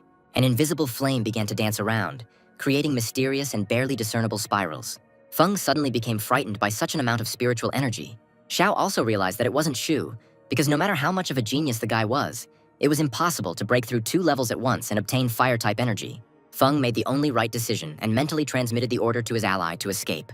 But Shu was already there, using his omnipresent sword technique, and barriers in the form of invisible flames began to appear before the men. Shu did this because if he stopped attacking, he would immediately give himself away. He did not attack them seriously, limiting himself to heating the air and increasing the pressure. Now he needed to check if the opponents had run away, so he used perception. Feng stopped in the meantime, and Shu began to realize that they suspected something. Plus, the notification bar was going crazy right now, quickly adding suspicion points. This greatly puzzled the guy, because everything suddenly went wrong. And then Shu finally realized that Feng had deliberately stopped to scare him. Thus, the killer figured out that in front of him was the one they were looking for. Now they began to move on to the main part of their work. But Shu had no intention of breaking character, and so he simply declared loudly that this was his territory. With his spiritual aura, he outlined the area around him and the assassins fell into a trap. Feng hesitated again, because the real Shu would not have locked the wolves in his house. Xiao was about to move on to their plan, but he saw his partner getting nervous again. Feng was confused by his words, so he simply shut the man up. Panic was evident in his eyes, as he seriously thought they were trapped. Shu asked why Feng had turned around and was watching him, and the other's intuition began to scream even louder. Suddenly Xiao noticed that the guy had simply disappeared. But later he noticed it in another place. Shu was already standing next to them, but turned only sideways, not with his back to them. Xiao saw bruises and cuts on him, realizing that this master had been fighting against their target. Suddenly, the ordinary rain began to develop into a thunderstorm, and purple lightning began to streak across the sky more and more often. Shu turned to face them, his face, illuminated by a nearby flash of lightning, distorted beyond recognition. Xiao realized that standing in front of him was the very guy they were looking for. However, Shu continued to look at them with an indifferent expression, and now they were no longer so confident in their arguments. Understanding their mood, the hero simply said that he was Shu Xiaoshuo. However, this time they didn't believe him. In any case, even if it was Zhu, the killers decided to flee because it was getting too scary here. The hero wanted to let them go, but his performance had to go on until the end, because Feng could cheat him again. He snapped his fingers, and suddenly a spark flew between them. And then the guy used the illuminated coals technique directly on Xiao. He didn't have any other discrete technique, so his new aspect was the only thing he could use. The man's clothes began to smoke, and he noted in surprise that this technique could even corrode protective spiritual energy. Feng, meanwhile, moved into a pocket subspace. Xiao decided to cover him while his partner retreated. Meanwhile, the hero just watched them wearily. Feng fled first because he only knew one escape technique, while his partner was much more skilled at it. Xiao had 7 different movement techniques, so if he alternated between them, no one would be able to catch up with him. They climbed out of that area, and Feng ran first. Meanwhile, the hooded man continued to burn. He simply could not understand what kind of witchcraft it was, because the fire did not go out. He also did not understand why his opponent did not attack, attributing it to the fact that, apparently, he was just an ant in the path of a more powerful adept. But that wasn't the case. Shu was mentally asking for help, because with his 9th rank, he didn't have a chance. Xiao's spiritual energy was starting to run out due to the invisible fire on his clothes, so he had to run right now. Shu asked him if he would leave. Suddenly, the hero realized that if he didn't stop Xiao now, his partner would be able to return and finish him off after the skirmish. Seeing the unfriendly look on the guy's face, the man decided to run away right then and there. Yu said with a serious expression that no one would leave here today. But Xiao didn't believe him, because the guy didn't even touch them and couldn't put a mark. However, Shu was counting on the man himself starting to come up with something. He started stalling for time by asking stupid questions. However, Xiao already realized that he had no chance of escaping, and therefore he decided on a deadly attack. Shu decided to play with him. The next moment, he noticed something transparent flying towards him. The hero immediately used the echo with sharpness, deflecting the projectile with his finger. But only after that did he realize that he had done something stupid, because he could have simply dodged. Xiao realized that his opponent had an innate body. There were no people with this skill in the courtyard, which only meant that the person standing before him was indeed Shu Xiaoshuo.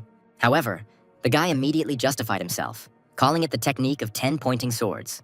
And Xiao began to go crazy due to the realization that they were scared by a pitiful 9th rank ant. This meant that Shu no longer had to hide. He smiled and told the truth about who he was. However, Xiao immediately reacted to this by releasing all of his remaining aura.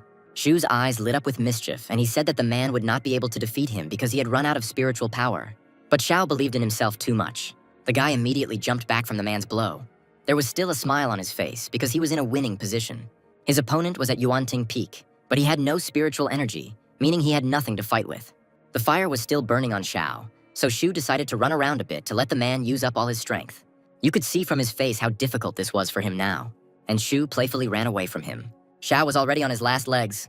Suddenly, the hero noticed that his opponent had decided to try to escape, and so he had to take action. However, Xiao switched back, preparing for battle. But Shu immediately started running away. Even for Xiao, this was already too toxic a fighting style. Suddenly, Shu began to slow down his pace, and then he stopped dead in his tracks. A sly grin appeared on his face, and he asked if the man had run out of energy. His opponent finally realized that Shu had been playing for time all this time. However, the man decided to start bluffing, asking if the guy really thought this would help him. But Shu replied that it couldn't be otherwise. However, Xiao had other thoughts, as he could still replenish his energy. He put his hand in his pocket and later stuck out his fist. On his palm was a pill that could correct his situation. That's why he immediately began to bring it to his mouth. But Shu only responded with a breathing technique, and the pill immediately began to disappear right in Xiao's hands. He simply couldn't believe his eyes. Zhu thanked him for the pill and asked if he had any other tricks. Now the killer's situation was truly hopeless. He had neither energy nor strength in his body. So he decided to switch to dialogue, asking if it was true that Shu was only rank 9. But he said that level was not his strong point, and then asked what rank Xiao was. He briefly replied that he was at the peak of the Yuanting stage. Shu called him a weakling and asked him his last words before he died. In response to this, Xiao only released his aura. This was quite unexpected, because Shu thought that the man had no strength left. The assassin made a sharp lunge, thrusting his blades forward. In response to this, Shu simply released the sword from his pocket space. He flew past like a bullet, forcing Xiao to defend himself, but the man then counterattacked. However, this attack was also unsuccessful, because Shu immediately released his fiery aura, forcing Xiao to jump back. He couldn't understand how this was even possible. Meanwhile, Shu decided to use the reverse sword style, and then his blade immediately cut off the man's head, spinning like a top in the air. Xiao's body fell backwards and his severed head rolled on. Shu grabbed one of the man's daggers, which managed to hit the target. He was in extreme pain. Yuanting Peak was truly terrifying, as Xiao was able to break through Shu's triple defense, which consisted of the innate body, the light of sharpness, and the protection of spiritual energy. Then, for some reason, the hero enveloped the man's body in his aura, and his severed head continued to watch Shu's actions in horror. He began to communicate with the corpse with a smile, saying that if Xiao had been a little smarter, he would not be on Earth. At the last moment, if Shu hadn't used the echo and was pierced in a vital point, the life cycle would not have worked. But the hero was not going to relax because he still had one more enemy. And he was right, because now a quick shadow flashed in the direction of his house in the forest. Feng managed to receive a message from Xiao via mental transmission, and he blamed himself for the man's death, because if he hadn't run away, Shu wouldn't have been able to kill him. He was going to avenge his partner at any cost. A little later, Feng had already reached home. He noticed Xiao's blade lying nearby, and I decided to jump straight towards him. Having examined the find more closely, he immediately recognized it as the blade of his deceased partner. And so he immediately stood up and began calling loudly for Shu. Feng couldn't figure out why the blade was located here or where its victim was now. But in response to his cries, he received only a dagger that flew at him like a bullet. Only at the last moment was he able to understand that he no longer had time to avoid it. But by using his aura, he was still able to block the blow. However, his energy was immediately scorched by an invisible fire. This meant that Shu was somewhere nearby, but hiding. And judging by the direction of the blade, he was either in the trees or behind Feng. Suddenly it dawned on the killer that Shu was at the bottom of the lake. And as proof of this, a shadow immediately flew out of the lake.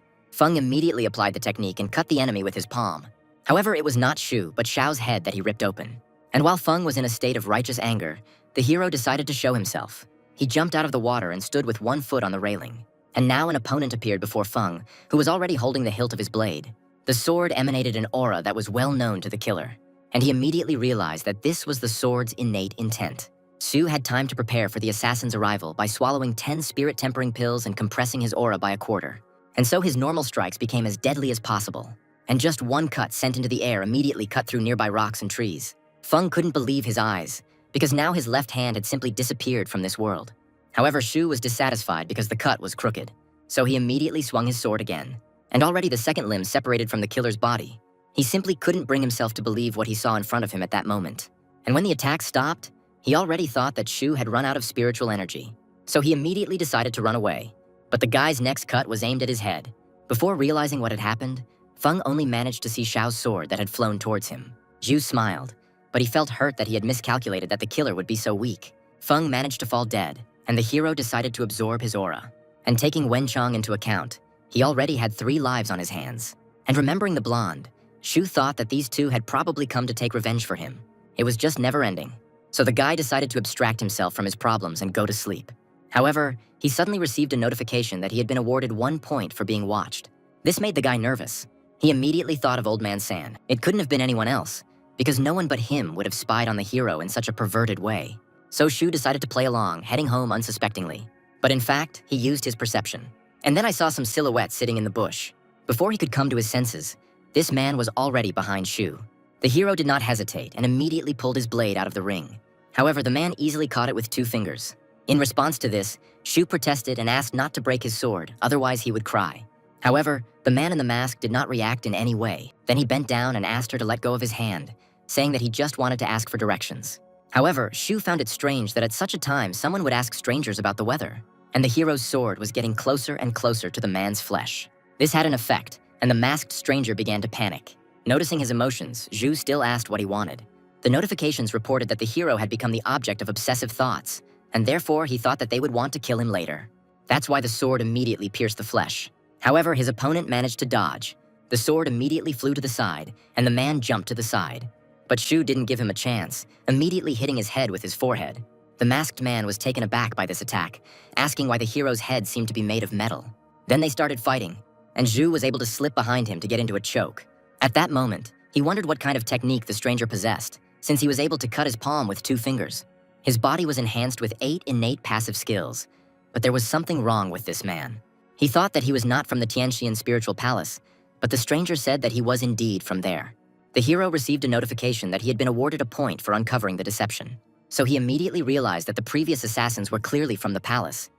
But this man did not come from here and was perhaps an absolute master. Then Shu asked him what he wanted, and the man only said that he wanted to know the way. He thought that the hero was just a small fry, and therefore he shouldn't show all his trump cards in front of him. Then the man spoke, asking how to get to the courtyard. Shu answered him calmly. After that, he was suddenly thrown back by the aura that suddenly appeared between them. The guy tried to ask him why he was going into the courtyard, but the stranger didn't answer him, saying only that the path of Shu's sword was wrong and he needed to turn away from it. The hero realized that the man really did see him kill. He turned to the stranger and said that his sword style was the idea of one genius, which no man could understand. However, he replied that his path had long been trodden by others. Shu again began to say that this was a genius idea, but the man only laughed at him in his mind, which the hero realized after reading the notice. There was only silence between them, and the figure began to move away. Then Shu shouted something about 10 pointing swords, but the stranger ignored him. Shu thought he was mistaken, but the man's technique really was similar to what the guy saw in the scroll. The hero didn't bother filling his thoughts with nonsense and decided to go to sleep anyway. But suddenly he heard the sound of footsteps behind him, and it turned out to be the same stranger who was running towards him. And a whole crowd of guards was chasing him. Zhu realized that the masked man was playing a joke on him, because now his speed was much higher than he could have imagined. The stranger picked him up, asking him to play a role for him in exchange for his life. But the hero had little faith in him. During the escape, the man tested the boy's vital force. And then I realized that she was too powerful for what Shu had managed to show. By holding the boy hostage, he suppressed his recovery from the life cycle. And then blood started coming out of Shu's mouth. They were simply playing with him, because the stranger's energy control was several levels higher. Su decided to try to scare the man by saying that Xiao Qichu himself, the great elder from the Spiritual Techniques Pavilion, was standing behind him. Then the hero mentioned Old Man San, and the man asked in surprise if he had returned. Shu didn't immediately understand what he was asking. The stranger said that he was talking about Old Man San. Then the hero decided to say that he didn't know anything like that. Meanwhile, a full-scale search was being conducted in the forest. The guards came across the hero and the stranger, surrounding them in a semicircle. Shu couldn't figure out who this man was, since they had set up an entire ambush because of him. Xiao suddenly appeared in the forest and recognized the stranger as the same Sheng Nu that San had spoken of. Yu started screaming for help, saying that this man had killed 2 students. Xiao didn't like being treated like a fool, since he himself had seen the hero kill those 2. Shen Nu also didn't like that they were pinning on him something he didn't do. Shu asked to take on these 2 murders in exchange for being rescued from the palace. The hero realized that they were from that very just organization, and therefore said that he wanted to join them. And when asked about his name, he stated that his name was Wen Chong. At that moment, a full-scale explosion occurred under Shengnu's foot. This happened because of his energy, which he used to fly high up, and then it just hung in the air. Xiao didn't hesitate and immediately launched his blade at him. He confidently flew towards the enemy, not forgetting to quickly spin around his axis, and the old man controlled it with his hand. And a moment later, his sword was dangerously close to Shengnu. However, he only said that his grandfather was the weakest of those who dared to attack him. Zhu thought it was just a show-off. But suddenly something caught his eye. He realized that Xiao's sword had simply turned around, and then he rushed towards the old man. Flying like a bullet, it pierced the judge's chest, and from the mouth of the latter, a stream of blood immediately appeared. Xu never expected this outcome. The man asked the boy if he was following the path of the sword's intent. Xu decided to play the fool by saying that he was not that strong. Shen Yu only smiled in response, and blood started flowing from his mouth straight into his mask. Xu then asked if the man was using the omnipresent sword just now, and he said that this was the innate level of this skill. However, the hero already knew the answer to this question, since he himself possessed it. Then Shengnu began to talk about him, but Xu already knew everything. Their paths differed slightly, but the man immediately warned the boy that what the boy was studying was a dead end. Xu thought he was talking nonsense. Apart from this, he had nothing because the guy had little talent for cultivation. While their high-flown dialogues continued, the guards were still standing at the guy's feet. They couldn't believe how strong their guest was, as he had defeated Xiao Qiqiu, the king of the Sword Dao throne, with one blow. Meanwhile, another man began to appear in the thicket. He was dressed in unusual clothes, and his look was very serious. It was Ye Xiaotian, whom Shengnu immediately recognized. Xu saw the legendary head of the inner courtyard for the first time. He approached Xiao and noticed that he was on his last legs, and a moment later he simply disappeared. His figure appeared a meter away from Shengnu. He immediately took action. The man explained that Ye Xiaotian's technique could tear apart the fabric of space, destroying everything that came into reach. There was no point in running from him, as his attribute was extremely rare and just as unfairly strong. But Ye Xiaotian only said that he was no match for Shengnu, who was capable of cutting down masters. However, the man only made excuses. Xu, meanwhile, was dumbfounded, because when he killed a Yuanting-level cultivator, he thought that he could be considered a monster. But real monsters were now beside him.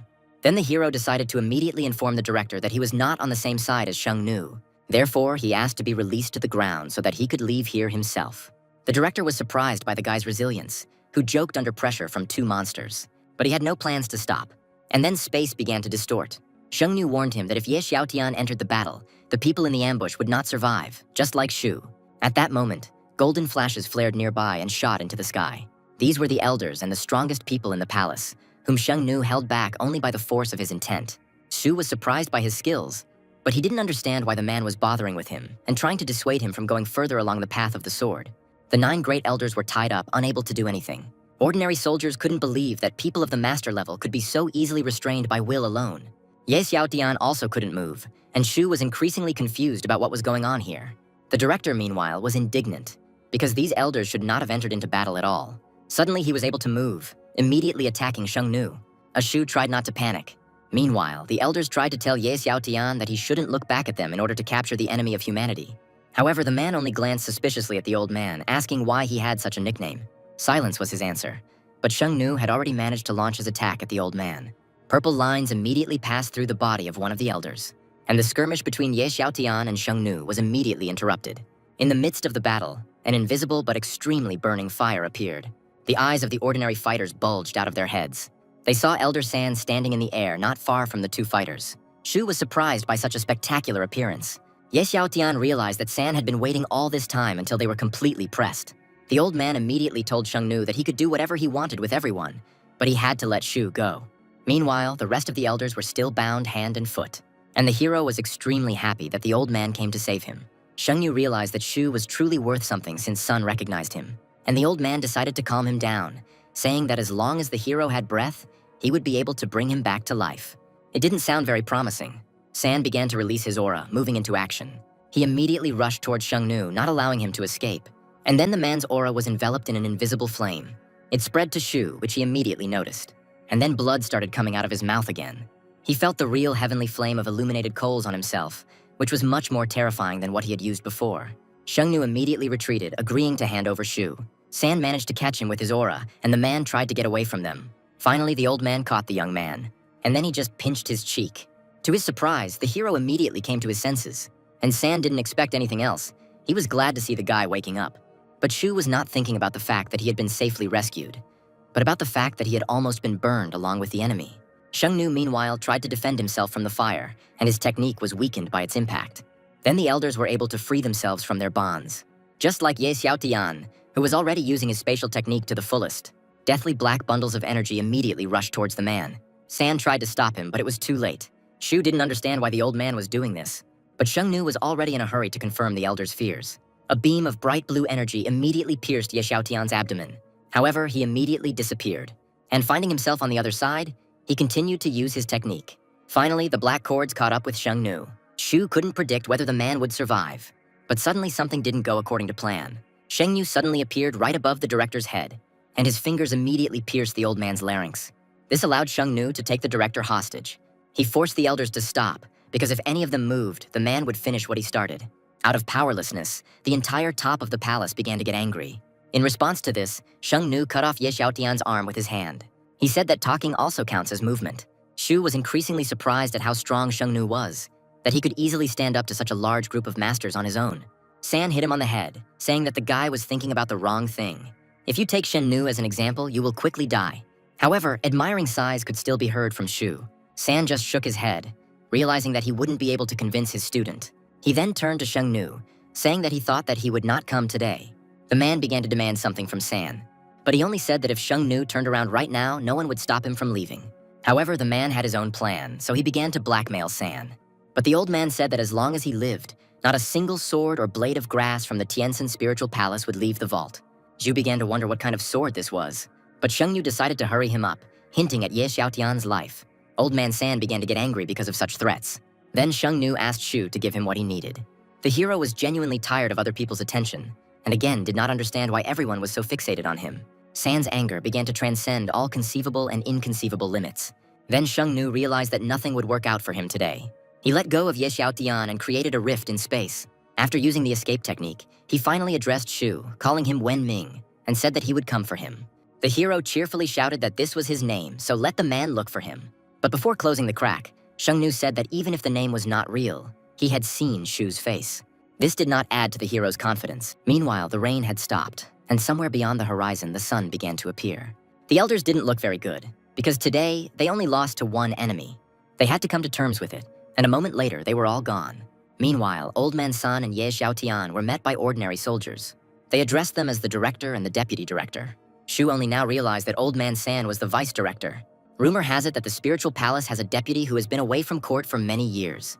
When the palace was first being built, Deputy Sun created a cloud peak and burned it halfway down, creating a platform capable of accommodating thousands of people. Shu only now realized how much the legendary figure had protected him. The old man's character was such that no one would say that he stood at the top. After the general meeting, San ordered everyone to disperse, and then the three of them went to the palace, and Zhu tried to escape from them. But San didn't let him escape. Now he came to the attention of the entire top brass of the palace.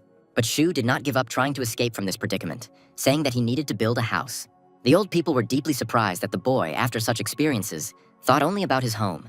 Xiao asked with displeasure whether it was true that Shu had killed a man. Killing a disciple in the outer courtyard would lead to the scaffold of the Spiritual Techniques Pavilion, and therefore the matter was serious. So Shu, as if in secret, said that those students were killed by that guy in the mask. But Xiao sat in ambush all night and saw everything with his own eyes. Xu explained that those two had come for his head themselves, so the old man could have intervened. Xiao didn't understand why the hero killed people but acted like a victim. But he explained with a serious face that it was self-defense. Then Xiao asked San what he should do about it, and the old man playfully slapped him on the back of the head and praised him. Shu was simply taken aback by such a reaction. Just like the director and Xiao, Ye Xiaotian couldn't believe that right in front of him, Sun was encouraging his disciple to kill. San explained that he had prepared this plan several days ago, and Shu had done everything correctly because no one would have helped him. So he was glad that the hero was able to turn the murder against them. Today's takeover plan failed, and the masked man killed 2 students, which is exactly how San wanted things to go. Xiao immediately glanced sideways at Ye Xiaotian, asking him with his eyes if everything was okay here. Then San glanced sideways at him, and then he told him that if he wanted to restore his hand, he should just nod. He fell for such easy blackmail and agreed. Zhu realized that the real director of the palace was not Ye Xiaotian at all. The latter remembered the hero, asking if he was this year's champion, and upon receiving confirmation, he declared that the guy could be transferred to the inner courtyard. Yu simply couldn't find what to say in response to this news, and San immediately slapped the director on the head. Then the man looked at the old man like a naughty kitten. San angrily ordered him to return to the elders and announced that Shu was of no use to anyone in the courtyard. At this moment, the hero became doubly sad. Now San ordered them to disperse too. Only he and Shu remained, who continued to stand in place. He was about to ask to leave, but the old man had completely different plans for him. The grandfather stopped the young man, saying that he couldn't leave yet because he wanted to tell him a story. There were 5 regions on the Holy Continent at the present time. In the distant central region of the Holy Heaven, there is a sacred palace, a holy place for all the spiritual masters on the continent. Shu was in the eastern region of the Sword Sky, where most people practice swordsmanship, and he didn't know much about the other regions. Then San said that inside the palace there was a lake similar to their Goose Lake, but twice as big. Its name was the Big Goose Lake. On its banks there is often a young man, about the same age as Shu, who loves to train his body. He achieved the innate body, but the joy was short-lived, because one night an old bald monk appeared and forced him to take the fiery seed. Zhu thought that the young man who had been fed this seed was now taking revenge on the hero. San continued, saying that a month later the boy's body was destroyed by fire, and the old bald monk appeared again, passing on the technique of the heavenly flame of illuminated coals. The young man had no choice but to study this method with hatred, returning to his innate level within a year and reaching the level of a master within 3 days. Shu then asked if the monk had thought that some people might not like this approach. But San was irritated, because they were clearly hinting at him. The old monk said that ordinary people live in the vanity of the world, but only those who strive for progress will appear in the sacred palace. Without the desire for revenge, the young man would hardly have survived the process of his body being destroyed and then being reborn as a master. Zhu then asked why San chose him. The old man said that he didn't really expect any results, since deaths from these seeds reach hundreds. Returning to the story, the young man also asked this, and the monk then added a few more words. This world is just a prison, where everyone seeks freedom. A person is born small and invisible. No one sees his light. But when you reach a certain level, your light is noticed, but you still remain a pawn. And then you create the same pawns around you, founding a castle inside the prison, thinking that this is freedom. So the question remained as to how Shu would try to escape from this prison. Then the hero demonstrated his strength, and then he said that this is liberation. However, San only said that even after being freed, he would only see one more layer of the sky. The hero did not understand him. Therefore, the old man explained that until Shu reached absolute power, he needed to play the role of a pawn so as not to be noticed. In response, the hero promised San that he would destroy all the prisons. The old man said that he had once said the same thing, and Shu finally realized that the story was connected with San's life. And when the young man called that monk a disgusting pervert, the grandfather hit him on the head. Shu didn't quite understand why he was hit. After this, San looked at him meaningfully and asked if he wanted to become his student. The hero responded by asking if he would be kind to him. This made San angry. Then Shu understood his mood, and now he bowed his forehead to the floor, begging him to take him as a disciple. He realized that if it weren't for San, the boy could have died today. Besides, the old man had been looking after him for a long time, and such sincerity brought tears to San's eyes. Then he helped the guy get up. A little later, the action moved to the courtyard. In one of the spiritual places, someone's mug broke again. Jiang was furious. He asked the girl to send a couple of people after Shu, and she ordered them to kill him. But even so, she did not succeed. However, she denied everything. She was more concerned about the wine jug, which had been standing for less than a day and was already lying broken on the floor. Now the bald man was interested in what the girl would do. She said with a sly smile that if you can't kill, then you need to keep killing.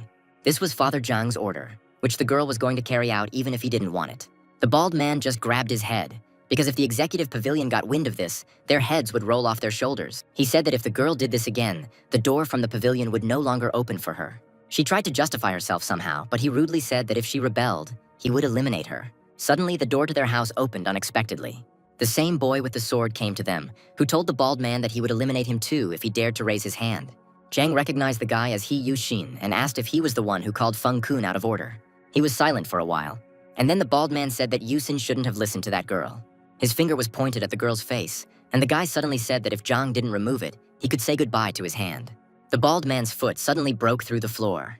He immediately stood up, tired of listening to these threats, and He Yuxing immediately struck the floor with his sword. Their forces clashed, and a nearby wall was breached. A figure appeared from there, and the middle-aged man who came to visit them said that Zhang Shao, He Yuxing, and Lan Xiangzi should go to the Pavilion of Spiritual Techniques. People were surprised by the speed of the performer's work. Then the bald man asked Zhao Xidong what he meant. The man explained that he already knew everything, since this was not the first time he would be going to court.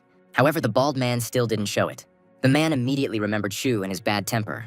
Therefore, he immediately said that it concerned him. and it was Senior Xiao's personal order. No one wanted to argue with Elder Xiao. Their silence dragged on, and so Sidon asked if they would go to court or if he needed to intervene. He Yuxing approached him and said that until he had evidence, they would not move forward. Otherwise, he would have to look for Feng and Xiao. The man was surprised that they didn't know anything and said that 2 guys had died. This left the swordsman confused. Now Sidun decided to intervene, and He Yuxin decided that he would go to court after all. He asked Zhang to be here because he could figure it out himself. Then the couple let the swordsman go alone. Sidun found the situation very interesting, but out loud he only rudely ordered Yusin to follow him. However, they didn't get far, because someone's monstrous aura fell upon them. A wide furrow immediately appeared on the floor nearby, and someone's voice ordered Zhang Xingxun to go out. It was surprising that someone had the courage to act forcefully in front of the performer of the Spiritual Techniques Pavilion, so people came out to see who it was. The rift was truly enormous. Meanwhile, Zhao Yinyan was standing on the street. The bald man immediately recognized her and smiled. Lan Xiangzi felt a little sad as Zhang spoke very softly to the redhead, and she suddenly shook her head, and Su appeared behind her. The bald man couldn't understand what she was doing, and the girl was righteously angry because of Shu. Sidun suggested that she at least wait until he left, since doing such a thing in daylight was truly too much. But in response to this, Su asked him to close the back entrance and not let him escape. The man immediately said out loud that this was nonsense, but the girl explained that the Elder Xiao had ordered Zhang to be killed without mercy. She showed the token, but people immediately realized that she had simply stolen it. Zhou was also nearby and asked what had happened. Even ordinary soldiers already knew about the events of the previous night. They explained to Zhou that the entire top brass of the palace had set up an ambush and failed. The guy then assumed that Zhang Xingxun was the guy in the mask. But that sounded like nonsense, and then they started discussing Feng. It was Zhang who sent him to kill, as all the elders saw. Then Zhou thought it was revenge, but one of the guys explained that they themselves had been killed. The swordsman couldn't believe that some disciple from the outer courtyard had killed 2 assassins from the inner courtyard. However, his friend explained that Su had named the guy, and his name was Xiao Shu. The others immediately recognized Shu, and Zhou found out he was his friend after all. The guys started discussing it among themselves, and Zhou was very surprised at how quickly Shu was progressing.